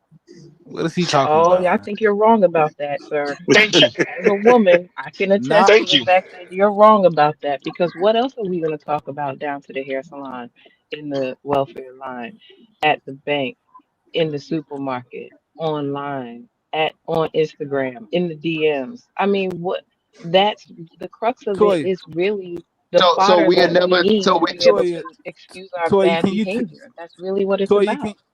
Toy, can you tell me if I'm wrong or not? But isn't it like one of the I'm gonna bring up these two movies. You remember watching The Incredible Hulk, and I'm thinking this is how every woman thinks, where she wants a guy that is desirable, but she can tame him. She shut him down. It's kind of like the Beauty and the Beast thing, where he was a beast and everybody was scared of him, but she made him soft. You know, she kind of the Incredible Hulk thing too. He turned into this Incredible Hulk. He was beating up everything, and then a white woman came in and, you know what I'm saying, and kind of brung him down. Ain't that what every woman wants? She want to come into a man's life and kind of tame him. You know what I'm saying? But a woman can only do that if she is pulling her weight. And the point that I'm making has nothing to do with a woman who's willing to pull her weight. We're really talking about the antithesis of that, which is what you have a lot of nowadays. Women who are not willing to answer the call. They'd rather just stay on hold because that's where it's more popping, so to speak. And what man is willing to make that woman? What man is willing to make that woman his woman? Right, let me ask this question to the brother that was speaking a little bit earlier. I didn't get his name, the one with the red cap on his thing. when you're asking Toya these questions, are you asking her for an answer? Or are you asking to justify something that's already in your mind about why women do the things they do? Well, I'm on speaking to women as a whole. I'm not just speaking to white women. I'm speaking to all So women. you're speaking to them. You're not actually asking Yeah, it Toya a is a question. question. You're making a statement. Yeah. Okay, I now just let me said say. I was actually asking her a question. Okay. I don't think you got what he said, but shout out to Black Rose Strike. He said, "Let Thank Toya you. speak uninterrupted. She is only there, or she's the only woman there who can take you into the mind, heart, and spirit of Black women."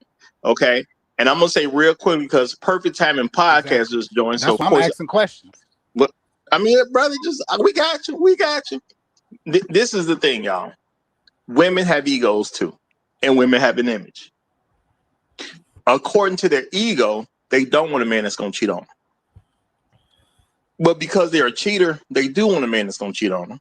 Because when this stuff come out, she don't want to look bad, and she is not gonna be viewed as looking bad if somebody catches her cheating and her man is cheating too, because she can blame him for what she's doing. Women are like cheaters. I'm a person who don't cheat because I got an ego too. I ain't got to cheat behind your back and tell you I ain't messing with somebody else.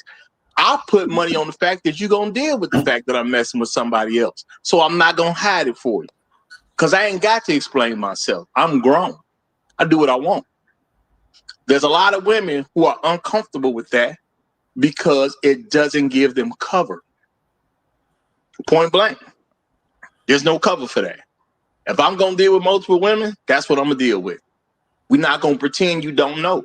So now she can't go to her friends and act like something happened that she didn't approve of. I That think we affects could. her image. So now I don't want to sign them for that. I tell men all the time, don't cheat. You just putting the ball in their court by doing it. Just don't do it in the first place. Just be bold about what you're going to do. She good with it. Her issue is her image, what her mom's going to think, what her friends going to think, what her cousins going to think, what her sister's going to think. She cool with it. She just doing stuff for image purposes. And that's why these songs speak so highly to them. They know they heard themselves in these songs. They heard themselves. But Perfect Timing Podcast ain't been here in a good while, so we're going to clear the floor for my brother. Glad to have you back. Glad to have you back. Go ahead. You have the floor. Salute, y'all. Good morning. Good morning, everybody. Good morning. Salute. Salute. What's up, y'all? I just want to start off by saying I love you, brothers. That's not my echo. Maybe it's me. Let me mute up. Love you too, though, brother. Love you too.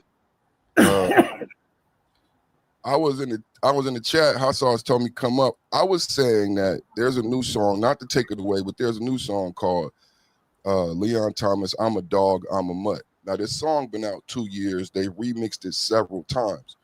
What I was saying in the chat is if you guys recall around this time, we were some older statesmen. You still had like Oprah on television, leaving television, Donahue leaving television.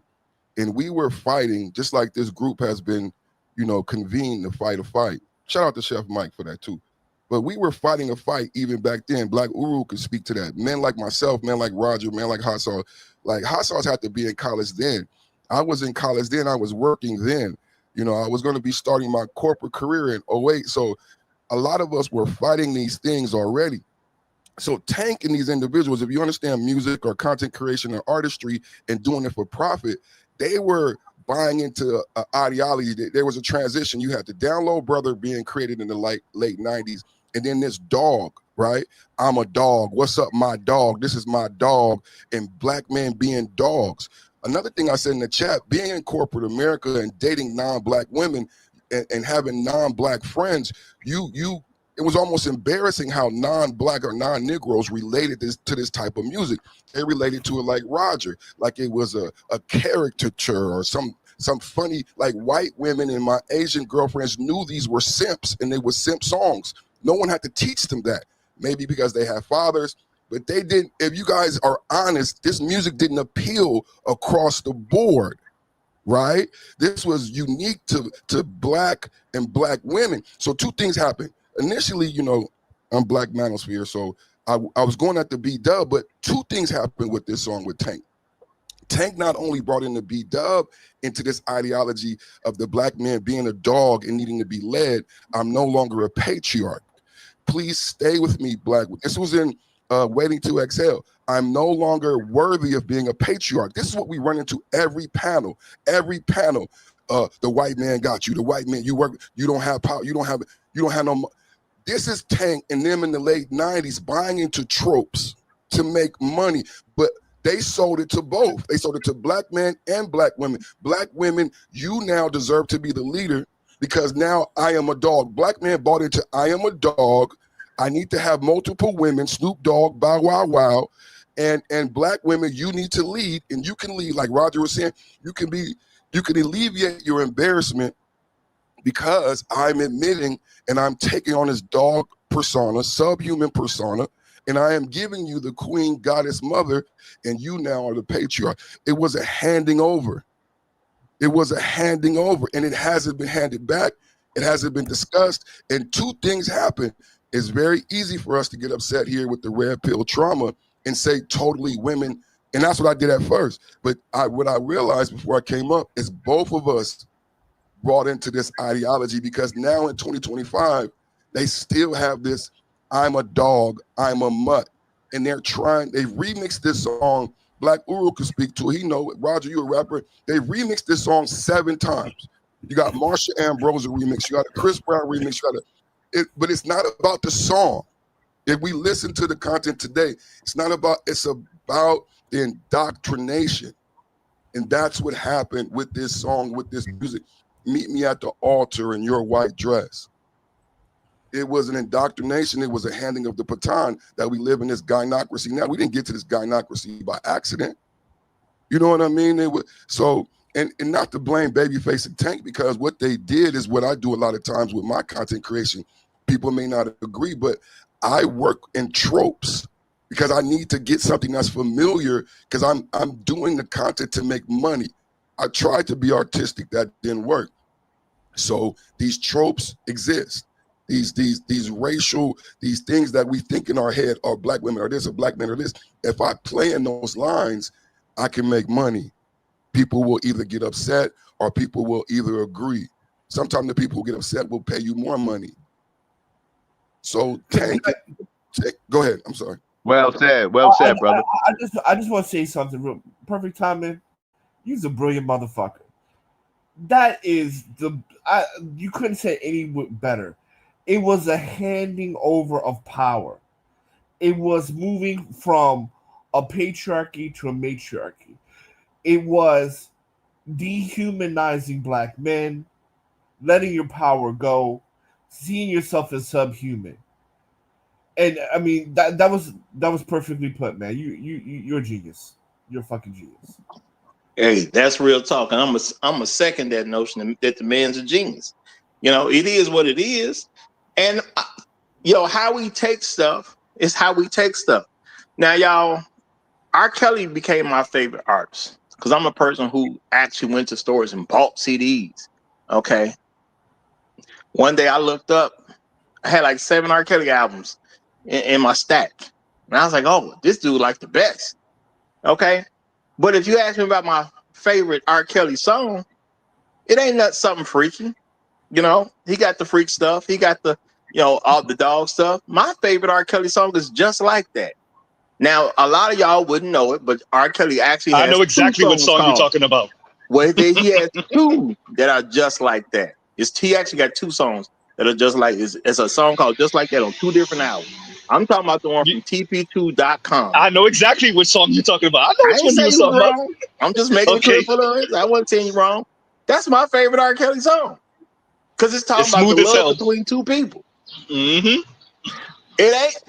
That's my favorite because of who I am. That's the one that speaks to me the most. The love between 2 people. You know, what that man said, it's like having a 99th anniversary. Something that we could only dream to do. That sounds beautiful to me. It ain't talking about no hoes. It's talking about somebody he really connected with. He's talking about a wife living long enough to have a 99th anniversary. You know, that's a hard thing to do, y'all. You know what I'm In saying? for those of you that don't know, in the song he says, "You want to know how it feels," and then he just say just like that, and he'll give simile. It's like this and like that. It's like this and like that. It's one of the smoothest songs you're ever gonna hear. Yeah, it's a dope ass song. I got to give Raj that. Now I done heard a lot of songs about some hoes, but ain't none of them my favorite. You Yeah, know? I'm gonna have to push back. I'm gonna have to say flag on the play because definitely best of both worlds. Jay-Z, R. Kelly collaboration is the best he ever done. I'm sorry, y'all tripping. I'm not saying what the best is. I'm saying because of who I am, what my favorite is. Yeah, I hear you. I hear you. Why do women gravitate toward particular songs? They hear themselves. It's not about the guy who wrote it. They hear themselves. They hear what they want. Absolutely. They hear what they're doing. They hear what they own. I'd So love to know what a woman listens to. And you know what I mean? I could really know her, by the things that she listens to. and that makes a lot of sense, and there's all type of music that women gravitate toward it with very bad messages. Now, unfortunately, I lost that channel. Y'all remember I did a show on SZA, and I literally listened to her music for 6 hours. You hear what type of stuff she talk about. Girl can sing. Girl's a good songwriter. Girl sound crazy. When you listen to the She song. sound because she I'm sorry is. you can't get those 6 hours back, Roger. Well, I take my content creation serious, and I do let people know that I do have the best show on social media. So therefore, I'm gonna dive deep enough to make sure I can always stand on that fact.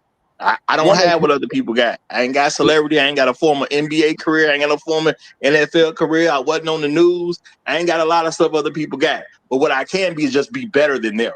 That I can do. So that's what I will do.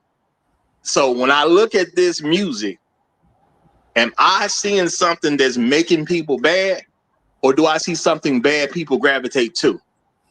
I think it's just bad people gravitate to it. Roger, you make a good point with the SZA. You said this girl is crazy. Is SZA truly crazy? This is a gorgeous black woman artist. Is she crazy, or is she doing what Tank did? SZA is on a major label, one of the largest black artists in the globe, right? Black female artists. What is she? She has to sell music. So thank you for going there, because I didn't really want to go there, but since you opened the doorway, my first initial statement with this is a mental health issue, and SZA is making music. When you say with your logical right brain, this girl is crazy. She's not crazy. Her audience is what? You understand what I'm saying? But here's something different. Let me do it real quick, Z. Then Okay, you got it. okay. Let me just clarify, because the way I said it, and I want to make this a clear message. Do I really believe SZA's crazy? No. She put out songs for the audience she knew she could attract and make a bunch of money off of, and go toward the top of female artists. And she successfully did that. Go ahead, Mrs. Z. No, I think it's both.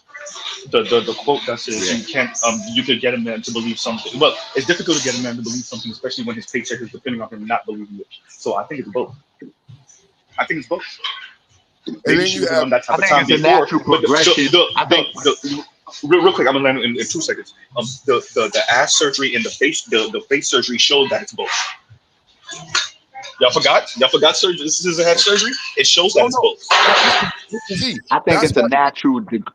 I think it comes down like from Mary J. Blige to Keisha Cole to all of them that can't keep relationships, got crazy mindsets. I think it's just a natural digression going down. Like you're both right. That's why they're so good at it. Because SZA she's empathizing in a way, but she's not actually the audience, because she has the intellect to create the music, right? That's why Mary got married, Keisha, but they can go to this place. That's why they're picked. So you have someone like a Tank who is pandering, right? But Tank is not actual in his real life, but he can go there because he has that aspect of him. The reason it comes across as genuine is because she has been affected in that way. Toya maybe can speak to that. We all can speak to that, of having these different elements. And being an artist is you're able to highlight maybe there's something that's irrational part of you, right? Because you're making yourself a spectacle. You're on stage and up in front of people. So the reason why it hits hard is because she does have that aspect. So Mr. Z is correct. It is both, but paramountly that it's she's speaking to an audience. And when we talk about Tank and when we talk about that song, it's a precursor to this mental health issue that we're dealing with now. And it's a lot of deep. Perfect timing. Let me ask you a question. Beyonce The question is going to go right to it. Hold back, the question. I got to get this in, and I got to get Truth Teller in. Truth Teller came up. But I'm going to read this about Black Rules Strikes first. He says, SZA is pimping. She is from an upper middle class family of Nigerian background. Her parents run companies. Exactly. So SZA more than likely is making a character for her music, which people do.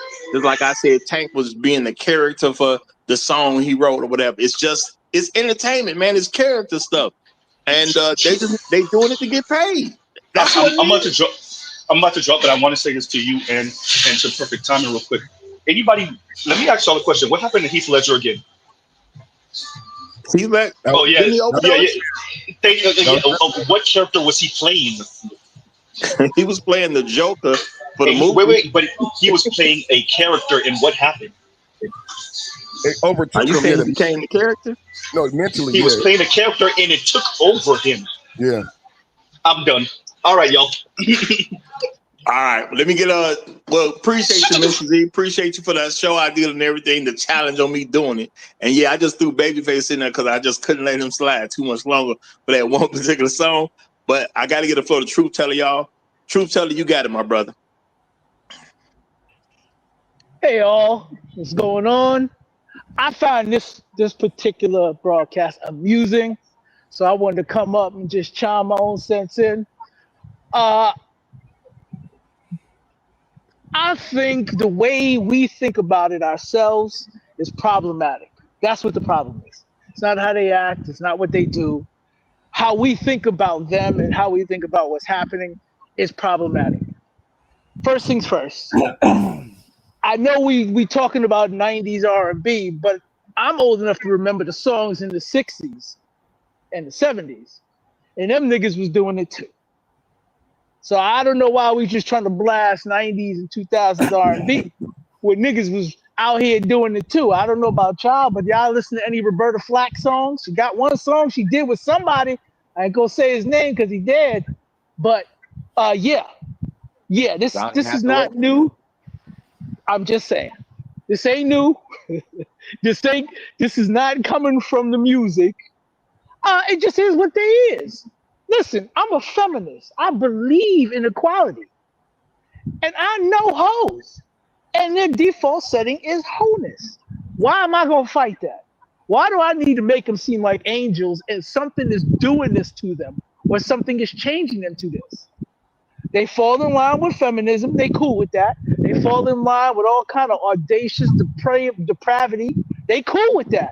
They don't even criticize each other when they do it. They just give her, she okay. Maybe something happened to her when she was younger. This is their default setting, y'all. Let's just stop. Let's stop blaming other people's stuff and accept them for who they are.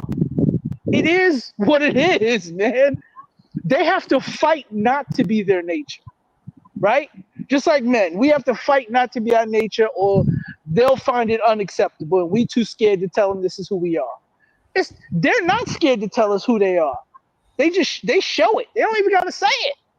So let's give them the curtail and say, yo, we know who you are and let's just treat them accordingly, y'all. We don't have to go down this path. This is ridiculous. I like R. Kelly songs. My wife plays them in the house. So to this day, she's playing them this weekend. So if she can accept R. Kelly songs, why can't we? Now I'm gonna say shout out to Black Cruz Strikes. He said Roberta Flack is dead too, Truth Teller.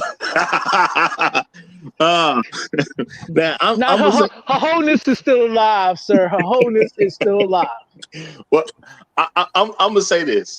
The songs were very popular songs. None of us can really debate that. These two songs, they took their timing by storm. Babyface was all over that radio running that thing when that song came out. Tank did his thing too when his song came out. The women just love the music at the end of the day. Now, again, there is a love for music, but then there is buying into the ideas in music. And the thing is, do people who write music so they can not sell records? Or do they write music so they can sell records? Because, me and my friends joke about it. Like back in the day, we wrote raps. We was doing the gangster rap stuff and all that. And now as older men, we joke about the fact that you had to kill 38 people in every rhyme. You know what I'm saying? Because you wanted to sell something. Who finna go out and shoot 38 people, though? We not white. We not mass murderers. You know what I'm saying? It was just trying to come up with something that people would buy so you can make some dollars. That's all it was at the end of the day. Now, these particular people just became professionals at it. They put the stuff out there. They were able to become professionals, and people bought into their thing by the millions. So they just successful people making money. Do they believe these? Maybe, maybe not. They could have did the same thing I've done. I wrote songs about stories that I heard people tell me. I ain't do none of what was in the story, but I heard the story. Story sound good. Let me make that a rap. Boom. Cool. I'm pretty sure they do the same type of stuff. So I don't even, Tank just trying to make some money. And that's all I see it as. He's going to serve it up to this certain group of people. The group of people bought into it. And now I want to believe that somehow it's Tank's fault that they bought into what Tank wrote, and Tank wrote it for them because he wants something that was going to get him paid. If you want to sell to black women, write nonsense. They love it. So I want to respond to True Teller, because True Teller, you make a good point, because the conversation kind of shifted, right? But if you and that may apply, what True Teller is saying may apply for a different genre, right? For like the sexy red genre. But in these songs, what were happening is they were turning the black woman into God. They were turning the black woman into a queen and turning us into a dog. So with your math, True Teller, it would be that black men took on the ideology and our true nature as a dog. Because even in 2025, they are remixing the song 7 times. I'm a dog, I'm a mutt. What Tank and Babyface is saying, I do not deserve. I'm a dog, I'm a mutt. I'm going to do what dogs do. Snoop Dogg, bow, wow, wow. Why must I chase the cat? As a black man, I am a horn dog, buying into this trope that black men are over-sexualized, cannot think when they see a big booty woman and start acting like a dog. That's what Tank and Babyface is saying in this song. Yes, Scissor later in those, they did go into the mental health aspect of the whorish nature and then promote that. But in these two particular songs, what was happening is Tank and Babyface was saying black men no longer deserve to lead. I no longer deserve to lead. And you should be the leader. You have more power. You have more understanding. I cannot even control myself. And you should not leave. You should stay with me. I have inability to, I am such a child. That's why you should stay with me. Tank is saying I'm so infantilized. I need you as my black mommy and mother to mother me. Correct? Right? I'm so inept. I deserve whatever treatment you give me. Right? Like I'm putting myself in the corner. As long as you stay as long as I get to stay the dog and you get to stay my master. This is what he's saying over and over and over till it becomes hypnotic. I deserve this doggish treatment. I think so if we would, can I ask something? If we were listening to music in the 50s, 60s, 70s, it was more direct. I love you. I'm here for you. It's all about you. I think about you all day long.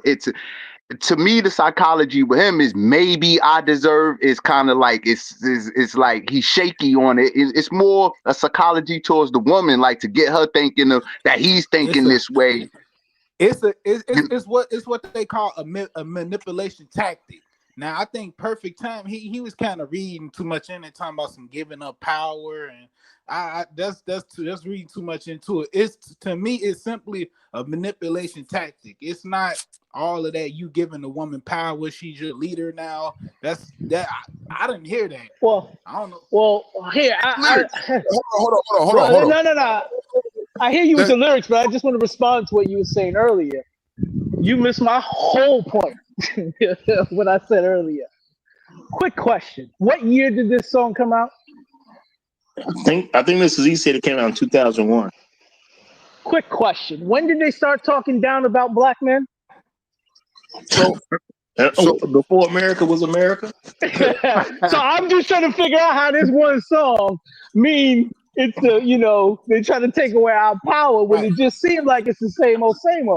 That's what Perfect Timing was saying. He kind of talking we giving up power off of one song. No. I hear what Perfect Timing is saying, because I hear at what he's the saying end of the too. day, I do. what man that's gonna call himself a man gonna sit there with this thought process? Well, I'm gonna sit in here, and if my lady can go out and do what she do, I'm just gonna be here waiting on her when she get home, and I'm gonna stress myself out over what this broad is doing. What man is doing that? I'm not saying ain't no man out there that will do it. It's not only genuine. Hold on, real quick. It's not only that. Dude, we all know what an affirmation is, right? You do your daily affirmations in the morning. I am God, I am King. This is an affirmation. I know you want to be right, brother. I've never met you before, but you got to understand what is happening here. When you sing a song over and over again, and you're saying, I deserve substandard, subhuman treatment, you are affirming this in your mind. And the women are also affirming this thing. I know you guys want to trivialize it, but it's over it, and it becomes a number one. And we know the metrics behind songs that become hit.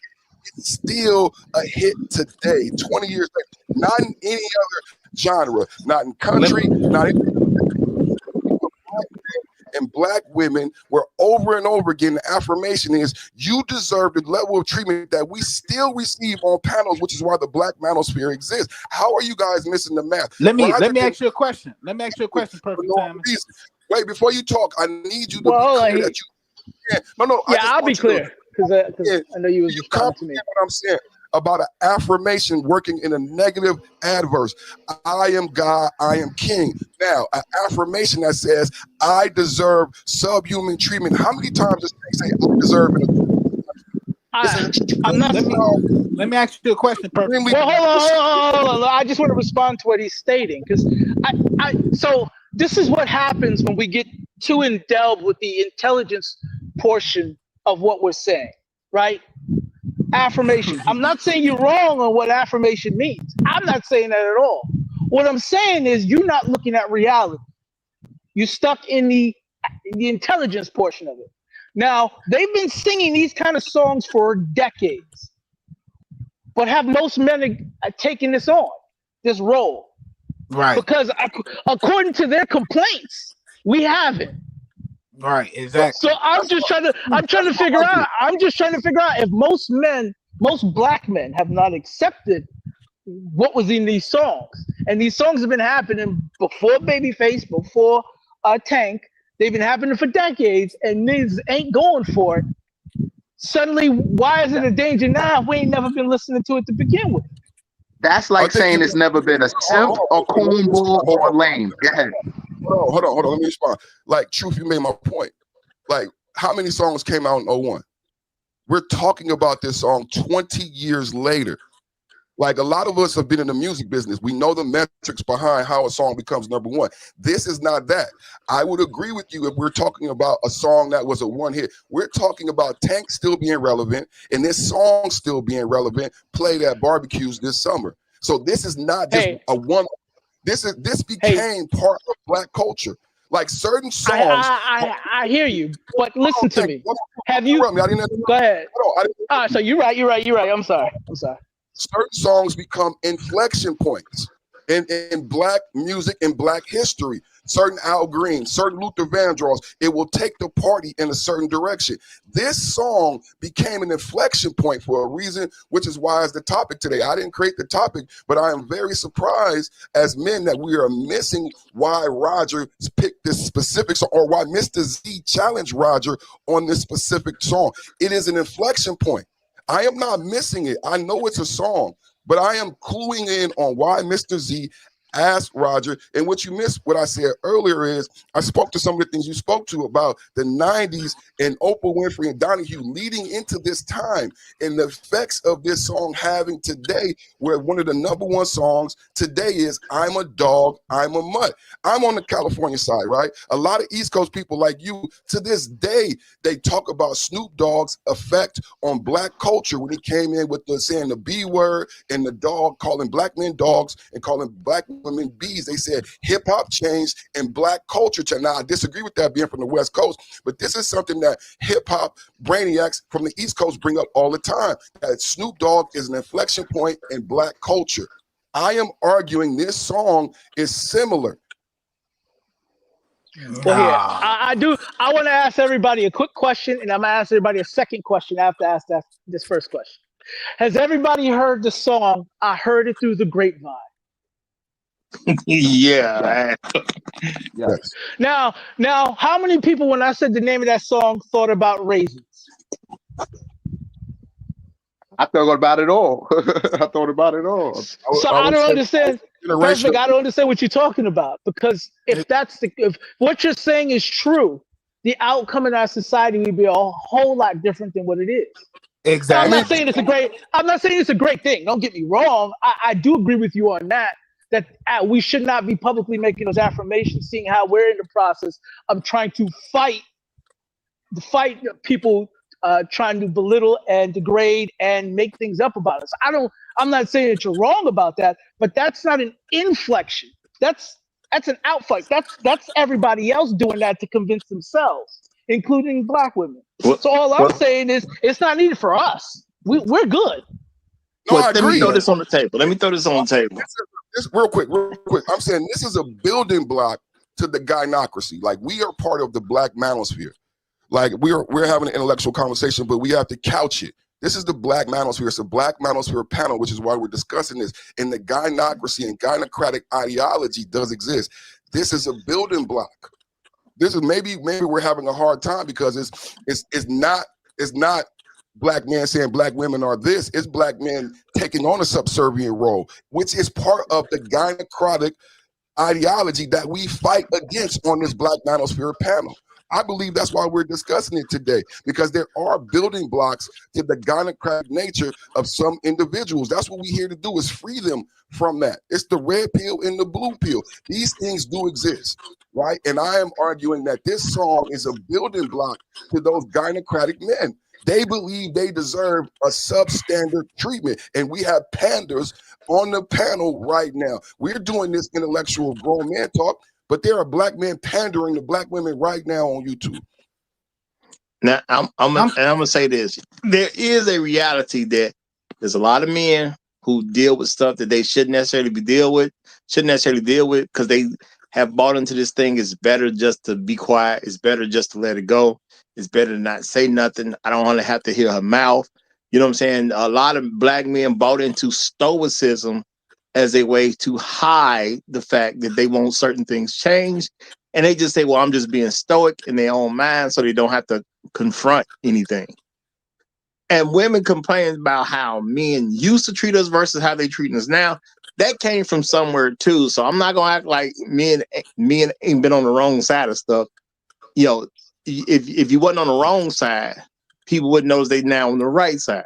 Okay. So there is something to it. Now, my thing is this. Tank did say maybe he does deserve bad treatment. Well, this is a terrible relationship going on. Let's just be realistic about what was being sung about. I'm in a bad relationship because I treat my girl like crap. So maybe if I find out my girl treat me like crap, I got to chill on this one. I can't really say nothing. So Tank is a bad man treating a bad woman poorly. Now, is this not what black women complain about on the internet all day long? That and she don't get that she's a bad woman, just like the women never heard Tank say she's a hoe. Tank act like he don't know what's going on with this hoe. Ain't this what the hoes get on the internet and do all the time? They complain, these men do this. They always want to have an argument from the position that a man has done something wrong. Why do they need to do that if it's not a real thing? But before y'all go, because y'all been going a while, and this brother has been patient, and I gotta let him get in. Emperor Dessalines is here. He been patient because y'all been steady going. Emperor, I gotta give you the flow. Go ahead, my brother. Good evening. Good evening. Don't worry about me. I'm well. Since we were talking about hoes. Speaking of hoes, and I shall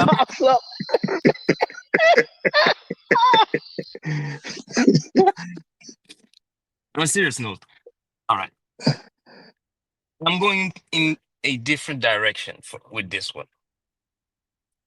If every time hoes say left, man goes left. Hoes say right, man goes right. Men are always trying to accommodate hoes. Don't y'all really deserve the bad treatment that y'all getting inflicted upon? I'm looking at y'all from my point of view, like, okay, why are you putting up with this nonsense? Why are you always shifting for her?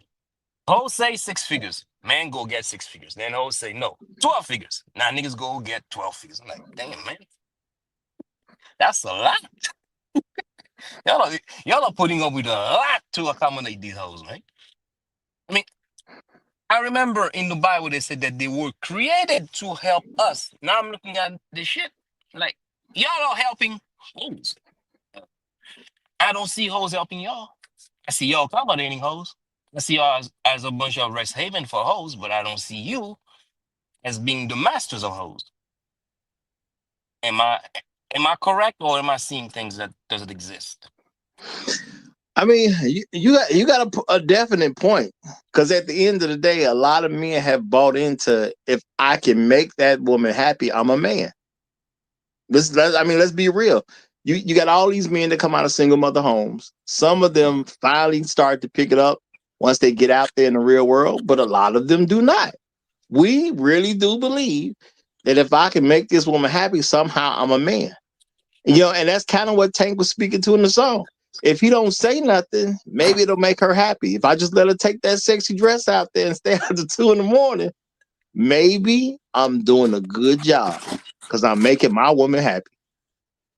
I said, from my point of view, I said, I'm not putting up with this nonsense. I'm not dealing with you at all. Like, I don't want you. I don't want no part of this. Thank you very much. You did not send me home. You didn't fire me. I quit. Now, I don't disagree with you. I don't disagree with you, Emperor. I got to get training from you because your whole senses be tingling, and I need that kind of skill in my life.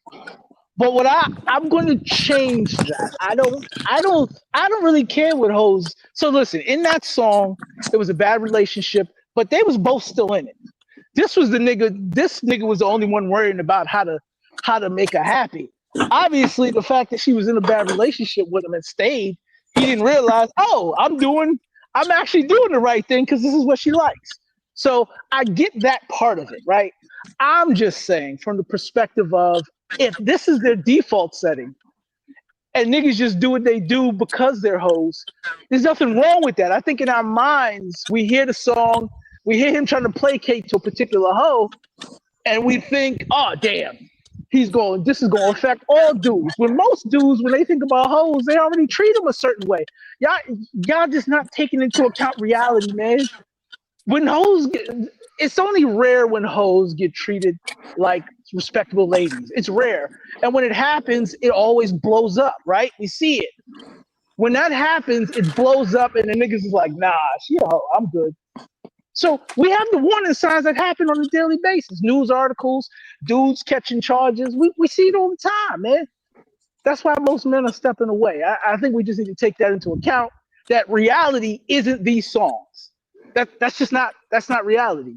And I know we don't want to acknowledge it because we think that these songs have more power over us than they actually do. But these niggas been singing these songs since the 40s and 50s. You You know, think a I've actually seen 2001 song won't change? Come on, man. I've even seen some footage where they was singing crazy stuff in the 30s. But I'm gonna say this: when it comes down to it, it speaks to black women because it allows them to deal with this the world the way they want to see it. They don't want to be seen as the bad person. Now I'm gonna say this: the woman in this song, I said earlier I called her Lisa. The woman in this particular song, obviously, is not a good woman. Because a good woman does not tolerate a man cheating on her. Good women don't do that. Why is it Lisa? I ain't never known a good Lisa. I was gonna ask that too. Well, Hey, if you hey, never, hey, hey, man, I'm gonna say if you my never mama known a named good Lisa. Lisa, this Lisa ain't good either. So you just it's steady flowing. Because Lisa wouldn't be with a man who cheating on her like that. Lisa, if she was good anyway, if Lisa was good, her thing is I'm not gonna start talking to men and entertaining men and staying out to 2, 3 in the morning with that sexy dress that he had to mention in the song. Lisa, if she was a good woman, wouldn't be doing stuff like that. Lisa out there, and she just out there at a time that he recognizes because he done got caught up enough that he feel like he can't say anything. So Lisa trash. Wait, Lisa's so bad that he could recognize a Lisa when he see one. Yeah, Lisa ain't no good woman. Ain't nowhere in the world a good woman lets a man dog her out for some period of time and then just, well, I'm a dog him out too. Good women don't do that. Good women remove themselves from terrible situations. Only bad people work out well together. If you a snake in the grass and your woman's a snake in the grass, y'all good with each other. But if you not a snake in the grass and your woman is a snake in the grass, you're not comfortable. Let's be real about this. You got to be a bad woman to be with a bad man. Other than that, that thing gonna fizzle out immediately. I understand a woman saying, I was with this guy and he was terrible. Well, how long was you with him? 2 weeks. That makes sense to me. Okay, you found out he was terrible and you left. Now, when you say I was with him 2 years, I know you a snake too. How you gonna tolerate a guy who totally opposite of you for 2 years? Get out of here. Do I you think understand that's the the 2 same? weeks. Hey, do you I think that's the found same? out and I left. 2 Do years? you think? No, that's you. Hey, That's do how you you get think out. do you think that's the same for men who accept females in their whole behavior? Yes. Of Yes. course, it's a Yeah. very small percentage of men that deal with them like that. That's who So they had If their you, babies with. I mean, That's who they had their babies with. I mean, to that point, I wanted to speak to what Emperor said. To that point, when you said that, Roger, because I've been feeling like that lately too, as I watch a lot of panels. Like a lot of the things that's being discussed is unique to a certain segment of the population, right? So when Emperor says that, I was thinking about my brother Roger. Like, did you meet your Mei Ling yet? Because because when Emperor said, because I know That Roger. was good, perfect. That was good. I know Roger is intelligent, so I know he sees the same thing Emperor, and a lot of us see that a lot of these things, you must be choosing to deal with this, or you must resemble these issues because why are you on these panels? Why are you making a selection? It's almost like somebody got to mute up. The food content is popular right now, right? And a lot of times I'm like, I don't like watching the food content because I know these individuals don't have a palate. And when I hear Emperor speak, I want black men to expand their palate so they can see the Lisas of the world, right? And we can get off these panels stuck dealing with these certain problems that Emperor, like, why are you still having these conversations, dealing with these certain problems? It's because you've only ate at Denny's. If you expand your palate and you eat at other restaurants, other cuisine and cooking techniques and styles, then the conversation would expand and become more dynamic. But a lot of the conversation is becoming old hat, right? And I watched the panels and I watched all this relationship mumbo jumbo, and I was like, do these people understand that this is unique to us or to individuals not like us? Like this is unique to this segment. Like you're dealing with this type of woman singularly. That's why you keep having this conversation every day on this panel. Go see Mei Ling. She gonna have a different perspective. You know what I'm saying? Go see Sue Deep. You know what I'm saying? And it's gonna be something different. Like expand your palette. Black men, stop dealing with these same. Like I wonder that same thing, Emperor. Like, and my brother Roger too. I would say, expand your palette, brother. Me, I'm I going do want to. I'm going Sorry, in go a ahead, different Amber. direction. I said all these Western hoes, leave all of them alone. I don't care if she's Mailing, Ding Ding, uh, Kanisha. I said fuck all of them, and I'm gonna go all the way east. I'm going to Sudan and go get me a nice dark chocolate queen and said and retire comfortably. I'm not. Oh, you're going I'm to not putting. Riverbanks, ain't you? You're going I'm to not the river. putting. I'm not putting a hope in none of these Western hoes. None. I don't care if she's from Argentina. What? I'm not dealing with none of these hoes. You see, I don't have whole problems. You know why? I don't deal with hoes. Because I'm Now, not dealing with this nonsense. I'm gonna say this, y'all. For me, as I've said many times, this stuff is not personal. I'm a content creator, so I deal with all kinds of things. But if you're gonna fix something, once you get past what the black woman does, you ain't got to worry about everybody else. You already trained. You'll be able to peep anything that anybody else is doing. Okay. I am pretty sure they are the worst. Okay. And I'm not saying that just to insult black women. I'm saying based on what I know and what I hear about what happens around the world, I think FBA women are probably the worst. So if you understand the different things about them, let's say you get you a white woman and she starts acting a little funny. You better recognize it. Oh, I saw this before. I know what this is. And you good. Okay. So, You acting hey, like I'm black. I'm FBA. People may want to say all kinds of stuff. But hey, what you going to say? I'm talking about my own folk. Now, I didn't tell nobody you couldn't use this stuff when you go deal with somebody else. If you peep game over here, you should be able to peep game everywhere. Just is what it is. you should You see know, that piece of behavior when they pop up.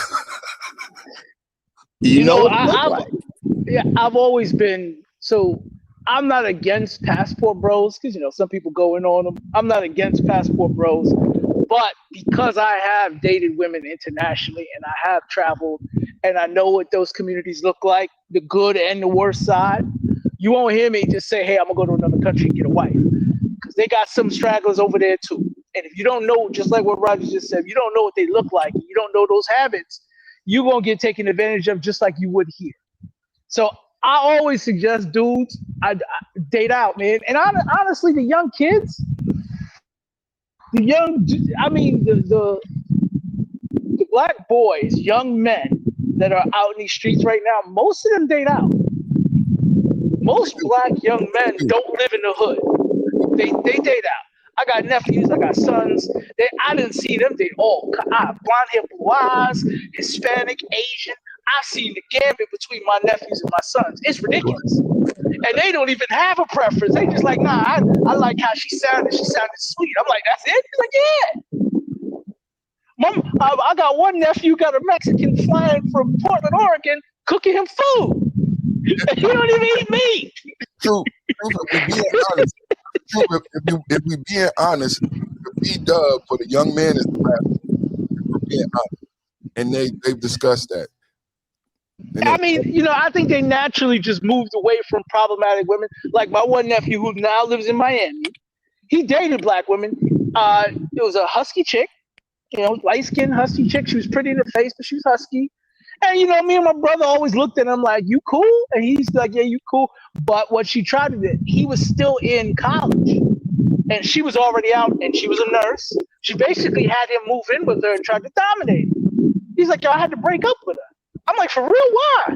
He's like, "Man, she was doing some next stuff when we was at the crib." I was like, "Oh, it's like that?"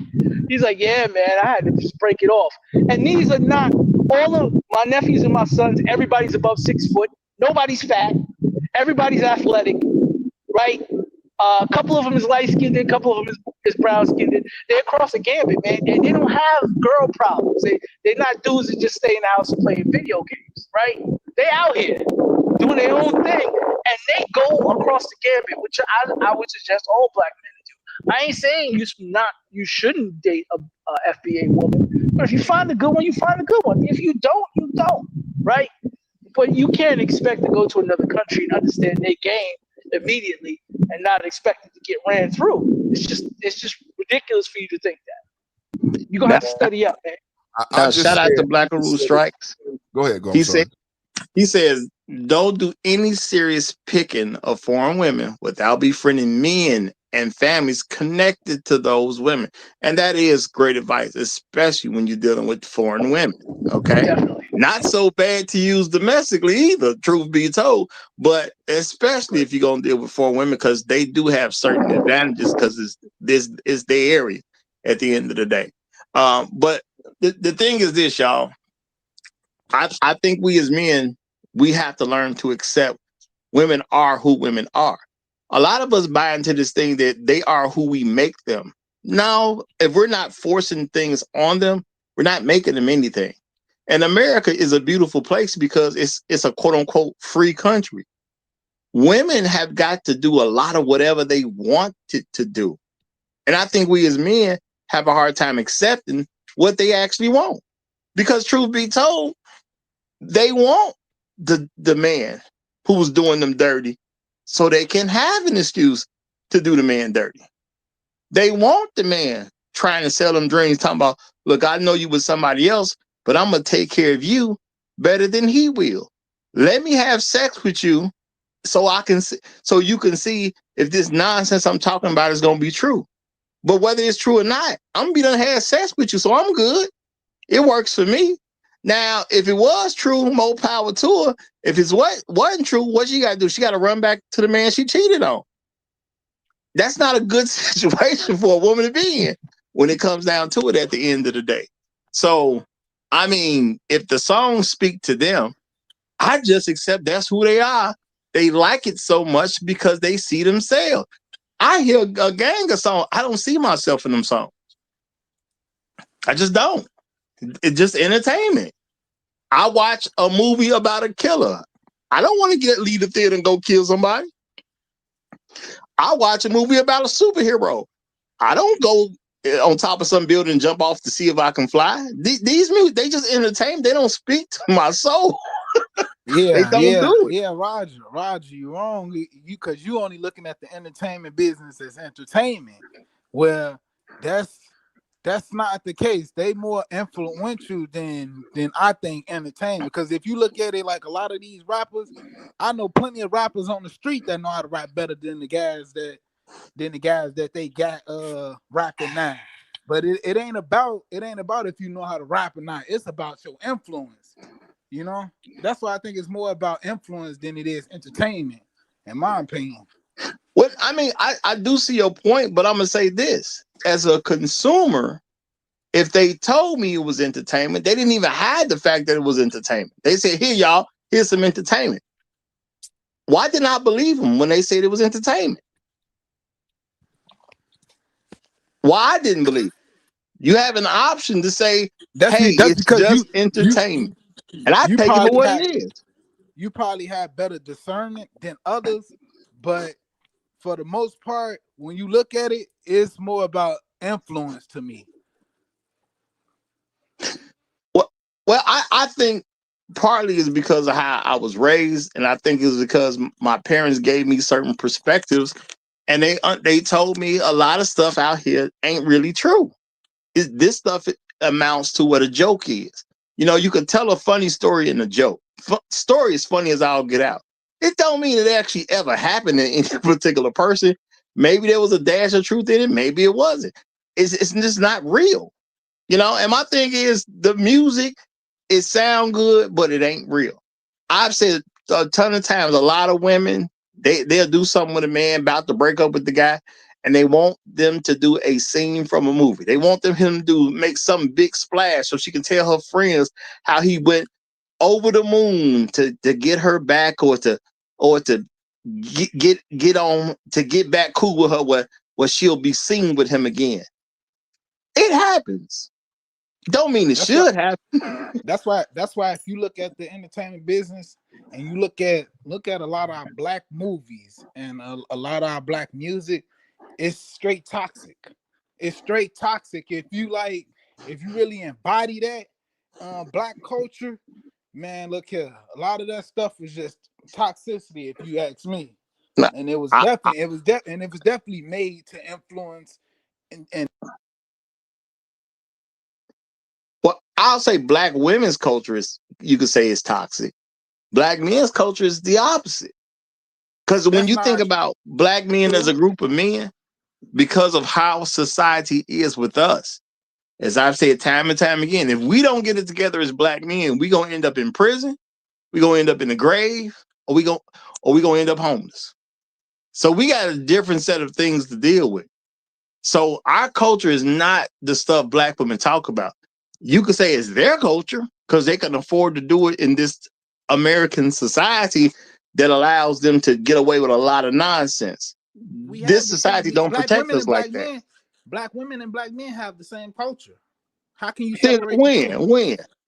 Okay, how can you? I'm asking you. How can you separate the two?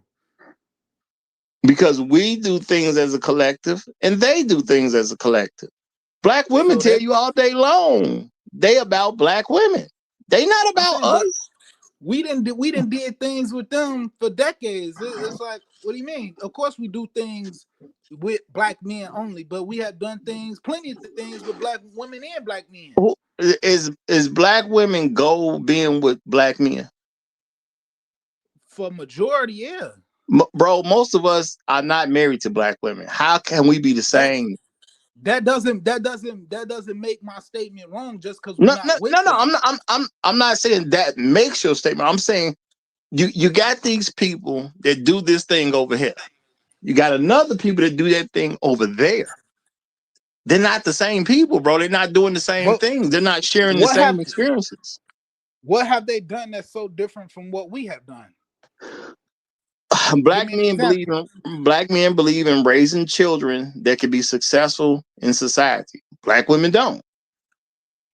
Uh, how you get that assumption just because they not with that men? Assumption. Do you I'm see saying how how black men raise their children to do well in school and do well in society? And you see how black women, if they raise their children at all, barely do so. That's not the same culture. Men want their children to graduate. Women don't care. They just want a kid out of their way. How can so many black children do poorly in school and come home to their mama and mama don't say nothing about it? That's not the same thing, bro. Children have to answer their fathers when it comes to their schoolwork, and they do well. Men punish children for not doing well in school. Men get tutors for children that aren't doing well in school. Men create an expectation that you're supposed to do well because you live here. Black women don't even care what's going on with their kids' school. That's totally different behavior. But they don't live together, so I understand it.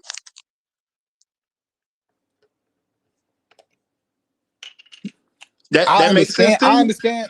I understand that point. I understand that point fully. I don't know if that separates our culture from their culture simply off of that alone, but I can understand that No, no, point. no. It's not that alone. That's just an example. Yeah, politically, who do black women fight for politically? They say all the time they fight for black women. Do they not?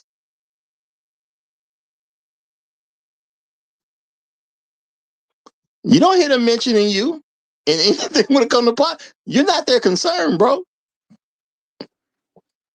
It is what it is. Even when it comes to this music, bro, the women look at these songs far differently than the men look at these songs. It ain't the same, bro. I mean, it's nice to say we share, but we lying to ourselves if we gonna pretend we still sharing the same values and the same culture and things like that. Black women want to go out and twerk in public. I don't see black men promoting that they women twerk in public. Now, will you see like a small minority of men that say, "Hey, yeah, girl, do that"? Yeah, well, it ain't they woman. But it's also that the women that you're talking about go out and twerking. It's also men that go after those kind of women, Well, and I they're mean, black men. There's women that are hoes and there are some pimps out there, but most men ain't a pimp. It's not pimping is not black men's culture. Pimps do exist though. It's black pimps out there, but is that the culture of black men? No. But that don't mean I didn't go actually get in the vehicle and take a pimp to go get his hoe, because I done did it. I've been right there in the car. Man, car had a problem, put the pimp in the car, we went to go get his hoe. I done literally did it. But most black men pimps? No. Most black men don't have hoes on the stroll. You might have some black men who say, I got some hoes, but you ain't got no hoes on the stroll. That's not our culture. It's just something that happened. It's a difference between something being your culture and something that's happened here and there.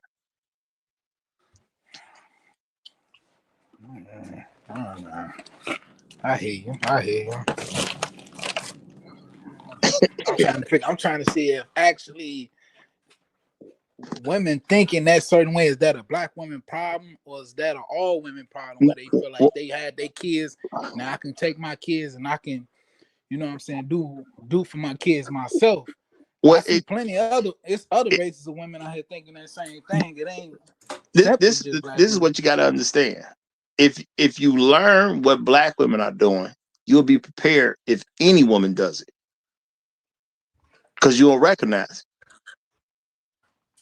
it. And that's the main thing. You need to be able to recognize and know how to respond properly without it hurting you in any kind of way, or at the least possible. So if you can recognize it in them, you should be able to recognize it in anybody else. So what difference does it make if another colored woman does it? You already know what it looked like. You're already prepared. What if that other race of woman can do it in another a different way? That's why you want to see it before she can get too far with it. If you see it in black women, when another person does it, you should be able to see it in them, and then you just move away from it. But if you can't see it in no woman, you burn up no matter what woman does it to you. And when it comes to black women, it's just easy to see. You know, we can see how black women love these particular songs. Now, the thing is, can we see why they love these particular songs?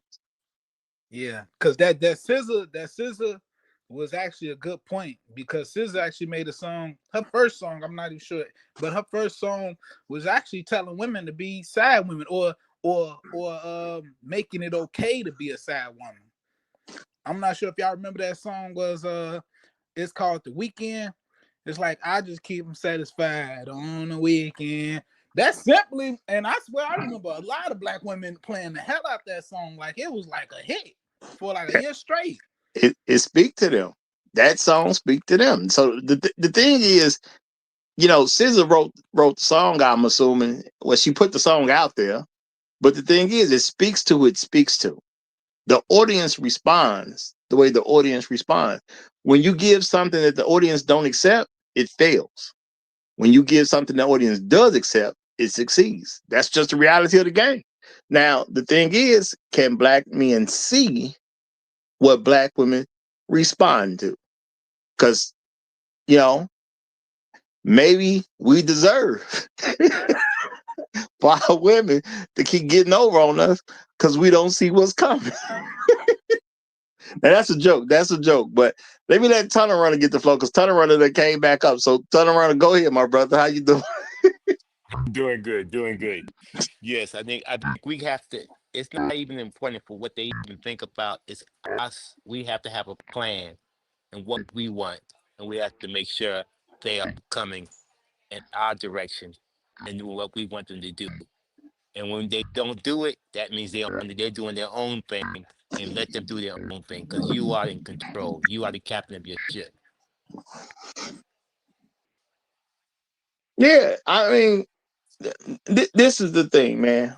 We have a natural love for black women because we black ourselves. The average black man loves black women. Our love for black women does not make them something different than what they actually are. Okay? I can love a woman, you know, you could have a daughter one day. Say somehow your daughter turned into a prostitute. You can love your daughter even though she's a prostitute, because your love for your daughter goes beyond what she does for herself. But if your daughter is a prostitute, your love for her don't make her not be one. Just is what it is. She is a prostitute because that's who she is. It may have been totally not what you wanted for her. You may have told her the exact opposite thing. There are rare cases where children will rebel and go in the exact opposite direction. But do you stop loving your daughter even though you know she's a prostitute? No, you just accept she's a prostitute and you got to deal with it differently. Accept your daughter being a prostitute. Oh, And man, you that's do tough. have to accept that your daughter's a prostitute at some, but you gonna treat her like she not one? Would you accept that your son is he go the other way? No. You have to accept reality regardless of what reality is. That don't mean you cool with it, but I'm saying you have to accept reality. You know, that's why some people cut their kids off. They accepted that their kid took on a lifestyle that they want nothing to do with. You see what I'm saying? That's accepting reality. It don't mean you accepted the person in their reality, but you accepted what the reality is. You get what I'm saying? Yeah, I see what you're saying. Yeah. If my daughter a prostitute, she can't live with me. I got to accept. I don't know what happened, but she a prostitute now. She can't live in my house. You know what I'm saying? She got to go. I can't have her talking to my other kids. She might influence my other daughters to be prostitutes. I got to get rid of her. She got to go. You know. Now, shout out to Passport OG. I appreciate you big time, my brother. He came through with the $5 cash app, y'all. And shout out to my main man, Inspired Truth Broadcast. He says busy, hate missing this fire panel. Hey, and he come through with the $5 on that. Appreciate you big time as well. I'm gonna say shout out to Better You. Hey, Better You, I caught that. You said I had some of the best shows when you at work. Okay, Better You, I be doing that on purpose, man. I be spying on you, man. I wait till you go. I wait till you go in the office and I put the fire show. No, I'm just kidding. I'm just kidding. I appreciate you saying that, brother. Though I do appreciate you saying that. Okay. You know, but I do try to make all of them fire. That's what I go for. I try to make them all fire and get into the things that we got to get into because, you know, these are not going to come up in just everyday regular conversation. So I try to get into what needs to be talked about. And at the end of the day, okay, Tank put out a song because Tank wanted to make some money. Babyface put out a song because Babyface wanted to make some money. But they sell it to a certain group of people. They were selling to black women. And if black women accept it, guess what? Men are going to accept it because we ain't going to tell a woman we ain't going to tell her to turn it off. You know, if it's going to help get her in the mood per se, or get her nice, you know, get her relaxed where she can take her drink and sip it, we ain't going to tell her to turn it off. Let's be realistic. We ain't going to tell her to turn it off. Go on, listen to it, girl. I mean, black men, one of the favorite, black men was trying to make playlists way before digital music was available. If we know she like this stuff, we gonna put it on so we can get her in that mood or get her in a nice groove where something possibly could happen at the end of the day. Now, that's why I'm saying it's your parents that really got to get in there and give you some type of life perspective. So when you're exposed to different stuff, you'll know how to take it. You know, my parents did that. I know this stuff out here in the world is nonsense. So I don't take it like it's real. You know, if I was a female and you calling me a hoe, it's my job to recognize it.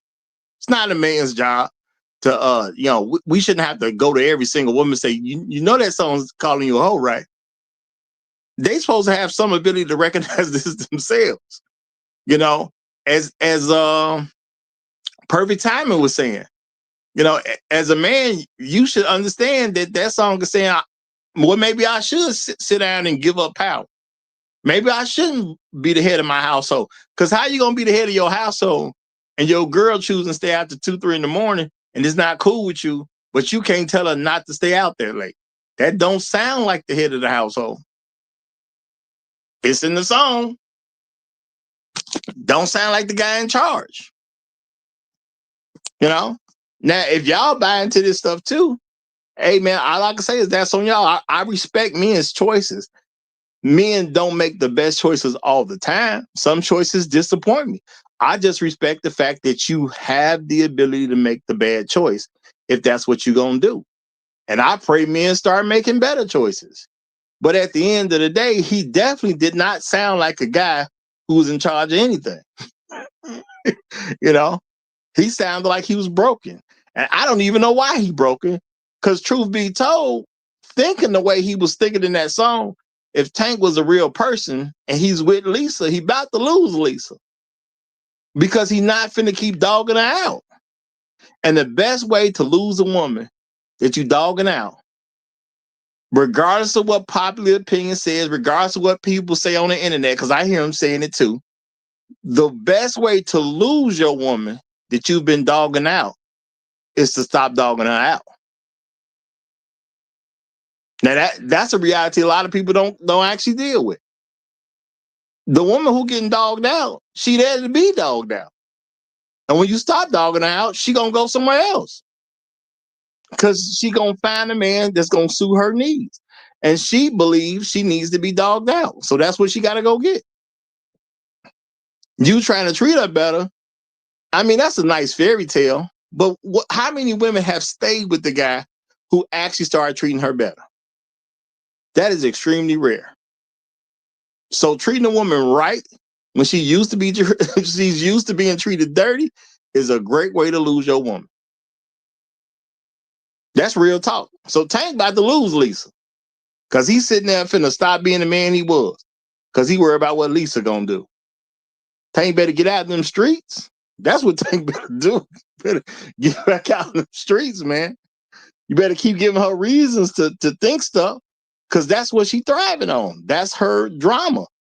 And a lot of men don't accept women want their drama, man. And we provide drama for them as men. Society has provided television shows and movies specifically for them so they can have drama without experiencing it in their actual everyday lives. Now, is it the people who create the stuff? Is it their fault the women won't keep the drama to the pretend world and they got to put it in the real world? Like, who's supposed to be, where's the responsibility at some particular point? These are just some songs, man. But as a woman, if I was a woman, am I supposed to accept that I got to have this level of drama in my actual life? Or should the song be enough? My thing is, personally, I believe the song should be enough. If you got to have drama, listen to some music. If you got to have drama, watch some TV series. If you got to have drama, read a book. But how much drama you need that you got to actually put into your real life? If you need it in your real day-to-day life, you're probably just not that. Well, matter of fact, you're just not a good woman. It is what it is. Because what woman wants drama in her real life? What woman wants to be confused about who got her pregnant? Now, I'm not saying it ain't women that's out there like that, but look at who those women are. Are those good women? Are those women we should look at like, maybe I'll marry her one day? She don't know who her baby daddy is, but she a good woman. Well, Does that sound right? In your words, you saying that ain't no such thing as a good woman. If you saying that, I think I heard you earlier say a lot of women, is 304s. So, well, that's true, but it is good women out here. So you believe a woman can be a 304 and a good woman? No, of course not. So in your own definition, if you're saying most women is 304s, then they can't be a lot of good women out here. Well, most ain't all of them. It's some good ones out there. I didn't tell you they was in abundance, but they exist. They just they not in abundance like that. Yeah, just some good ones out there. You just gotta find them. Hard to find. Yeah, that's all. But we gonna act like they ain't there. I done did a few shows about great women, so I can't act like they not there. Now you gonna find them just walking around. Very few men can do that. Because what do men do when they find good women? Good, smart men We normally take good women off the market early. That's a normal thing. You know, you ain't gonna meet no woman at 18, 19, 20, and she everything a man could dream for in a woman and just leave her out there. She's not finna be out here at 35 years old unmarried. That's not gonna happen. He gonna take off the market. Well, do you think women are good and not married at 45? She probably got divorced. No, never married. You think most black women ain't never been married? You do know that, right? Okay. You think nobody married them because they were great?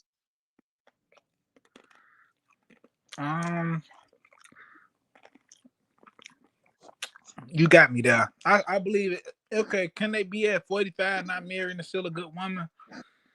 Whew. Oh my God, that's difficult. I'm It's just hard saying. to So say. every man who came across her found this great, wonderful woman, and ain't nobody put the ring on it. Man, that sounds like an Anton Daniels quote. Well, don't mention other content creators on my show. If they ain't been over here, they don't even get to be mentioned. Okay. I don't listen to his content, so I don't know what he say. But at the end of the day, I believe a woman could get to 45, not married and still be a good woman. Okay, that means you got some work to do. That's what that means. Cause that means, addition and subtraction ain't, 7 plus 7 is 98 to you. That's what that means. How many of those good women are, take a man in and help him get his finances together, all these things. It's plenty. No. Think about what you just said. You think good women are taking men in and helping them with their finances? Hell yeah. Why you think a good woman would do that? Desperation. Is desperation a good thing? It ain't a good thing or a bad thing. No, it is. Desperation is bad. If I'm desperate, that means I'm in a very bad situation that I'm at my wit's end about getting out of. That's literally what desperation is. It's not regularly solvable. It's starting to get extreme. That's why I'm getting desperate. She could be desperate for love. Which means she'll make poor decisions. Desperation changes how you make decisions. And it's usually going to change things for the worse. So saying she's desperate already discounts her as being good. Desperation is not a positive attribute. What? Desperation is not a positive attribute. It ain't a positive, but I don't think it's a negative. Desperate is something you do when you're about to die. You get desperate. That's not true. No, that's when people get desperate. They're about to die and they're trying to figure out how to live. A desperate person would eat food off the ground. If everything cool, you're going to wait till you get home. You might stop at a restaurant. Desperate person going to eat it off the ground. Because he want to live. Desperate people go in garbages. There's bums that do that. They go in garbages trying to find the best food they can amongst the garbage because they're desperate. People who are not desperate, they just go to the grocery store. Do you get your food out the garbage, or do you get your food from the grocery store? From the grocery store. That's because you ain't desperate. If you was desperate, you get food out the garbage. You do what you got to do to live. That's kind of an extreme example. Desperation is extreme. That's literally what desperation is. It's extreme. When you're desperate, you do extreme behavior because you are desperate. See, if there's a person you can't stand, you wouldn't visit their house and eat none of their food. But if y'all desperate, and y'all off somewhere, and y'all happen to run into each other, and then y'all lose contact with civilization for some reason. You got exposed to like a landslide or something. You locked in the cave. You gonna eat whatever they had with them because you want to eat. Normally, you would never sit down and eat with this person because people normally sit down and eat with their friends. That's a normal thing. You sit down and eat with your family, not the neighbor you can't stand. So going back to the maybe you deserve it. Do you think that comes off as desperation? No, the thing is, she deserves what she deserves because she is the woman she is. She's not a good woman. That's why she got that type of man. Only bad women deal with bad men. Come on now. That ain't always the case. No, a good woman gonna see that you bad and leave. Do you think good men see a bad woman be like, nah, she a bad woman, I'm gonna leave? Men do all type of stuff, but a woman has to find a connection with a man to mess with a man. Women and men see things differently.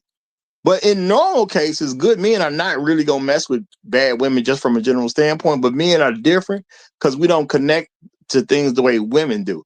Women are different types of beings. They are only with what they connect with. If they don't see connection, they skedaddle. All right, because that about being a bad woman if you get a bad man. Because I know women that's good women that deal with a bad man simply because that's women look to change things. You know what I'm saying? Or they want to see the better in you. You know, so they gonna help pull that out. That don't make that a bad woman. That don't make that a bad woman. Yes, it do. Because a good woman will encourage a man who's already doing good things. A bad woman wants to change a man. Because if she wants to change a man, she's already saying the man ain't no good. She's already come to that determination. That's why she want to change him. She's seeking out something that's bad. Do good people seek out bad people to be with?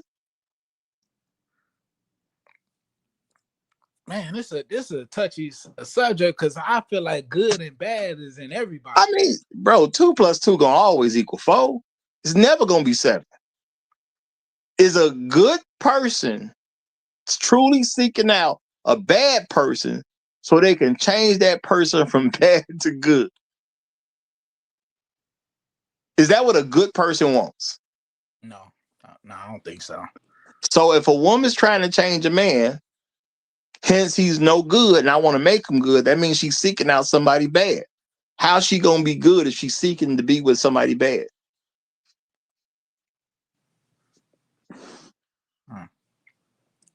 That's a good point. Hence, songs like this speak volumes to her. That's a good point. Songs like Babyface speak volumes to her. Because she knows she trash. That's good. That's why I say a lot of those songs was real gumpy back then. Even the Daniel Jones song when he like Where I Want to Be. A lot of those songs, man, are just gumpy.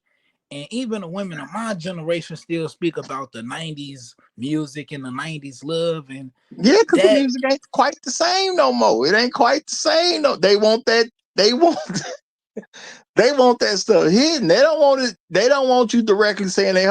Yeah, I mean, somebody instead of mentioning Chris Brown in the chat. Chris Brown just put it out there. These hoes ain't loyal. Thanks. See, they don't want it direct like that. It's like, Chris, why you got to do it like that? Okay, you ain't got to say all that. Now, if Chris do it and nobody else do it, that's different. But now, there's a lot of men out here putting out songs about how the women are hoes, so they don't get to hide behind this image that they're holier than thou. See, back in the day, Babyface ain't trying to say it out loud that she a hoe. He calling her a hoe, but he's saying it's blended in. He don't directly say it. Tank ain't directly saying it either. Okay, so the thing is, they can still pretend that the man don't know she a hoe. When you say these hoes ain't loyal, Chris making it plain that we all get that these hoes are hoes. Now, it was still a hit song. And it's one thing for one guy to do it, but now you got a multitude of men doing it. And that's not good for their quote unquote image. Yeah, that's why I feel like even with the Chris Brown thing, I feel like you can really control women through their emotions and through the art of manipulation, bro. Because the fact that they still love Chris Brown, even though, because they his big supporters, and the fact that this man he's not even interested in black women, or Not I've he never that seen. much interested in black women. He's just interested in top attractive women because he's Chris Brown. He ain't finna date no average looking. This dude been rich before he was 18, man. Everything's about context, Joe. He's not gonna date no regular woman. He Chris That's why, Brown. but that's what I don't understand about the black women, and they let music like this control the way they think. Because if you look at the women, why don't women ever sit back and be like, damn, these guys don't like nothing that look like me? Chris Brown, R. Chris, Kelly, no, Usher, they all of these do. guys. They do. The issue with them is they're not the top looking women. They dated ranges of women. They just date good looking women, but all those women look far better than them. The thing is, you worried about the ones that they saying something about. See, they don't bring up the fact if they were a dark woman, they don't bring that chick up. They're gonna bring up the light skinned woman because they just want to say something that other women are gonna gravitate toward. No, they date some really, really attractive women. It's the end of what he's supposed to date. The man been rich since he was 18. He was a rich kid. You know, his first album dropped when he was 16. This boy ain't had no hoopty. I don't know what his first car was, but I bet you it wasn't no hoopty. Chris Brown had better car. His first car was better than probably all the cars we done had. His first car was probably better than the cars we done got. That's just the way it worked. So if you got the best and you want the best, it is what it is. But it ain't like black women had they crack at them. They just make excuses because they can't do nothing with the crack. You know, excuses ain't gonna make no man be with you. Just is what it is. You know, and Chris Brown don't want to be with no hoes. He done kind of made that clear at this point. He's not looking to marry no hoe. I ain't saying the man won't ever get married, but he might not. Because I've said before, when it comes to black men, we're going to start, a new trend is going to happen where men with money are going to start being far more single than how it was back in the day. Usually you get rich, eventually you will get married. I don't know if that's going to happen with black men like that because we recognize what's going on. And guys, especially some singer who get to experience what women do on a regular basis. I mean, if you've ever slept with a woman who was cheating on her man, there's a certain perspective you get. Chris can do that all the time if you want to. You know what I'm saying? He know the hoes ain't loyal. How many times has he slept with a woman and then she was like, well, you know, I got a boyfriend or I got a fiance, but I'll drop him for you. I'll do this for you. I got a man, but it don't matter. Chris know what time it is. So he ain't got to live in this mindset of maybe I deserve. He know these hoes. He know what these hoes is on. He done probably said the exact same thing to women. I ain't trying to put him down, but he probably done said some stuff to women, especially in his younger days. Look, I know you got a man, but I could pay your rent. I could have you out here fly. I can fly you out here and there. Chris done probably said it to some, and because I mean he came in the game so young, he probably done said these actual things to women, and I'm pretty sure it worked just about every time.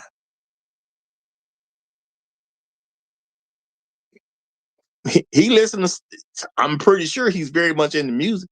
I'm pretty sure he done listened to the Babyface plenty of times. He find out what the scheme is. Okay, this how you do it. He probably done said this to women. Look, baby, look, I'm 20. You know what I'm saying? You might be married and all that, but your husband can't do what I can do. And women gonna go for their dream. It is Chris Brown. Heck, Bow Wow said when he was 13 years old, he was at the club with JD, and they had to stop a woman who was trying to slurp him off, and she was 30 years old. Man, that money make them women show who they really is. She was 30, he was 13. I'm pretty sure Bow Wow done said the same thing to women before. Shorty, come with me. Well, I got to be back here. I gotta be at work in the morning. Don't worry about that. Whatever they pay you, I got it. Okay. And if they even mention a man, what your man gonna do that I can't? They gonna sit there for a moment and say, you know what, you're right. And they gone. Let's not act like they ain't messing with these women with regular dudes. I ain't never seen it where the women found out where they was at what hotel they was in. They wasn't trying to get in there. This happens daily. Just with some different guy who happens to be a celebrity of some kind. It happens in the basketball world, happens in the NFL world, happens in the R&B world, happens in the rap world, happens in the actor world, it happens in all kinds of world. Heck, it's happening to guys on social media at this point. The dreams, man, they got dreams. But what I'm saying is, and y'all got to wrap it up because we just hit the 3-hour mark. They doing what they doing because they want what they want.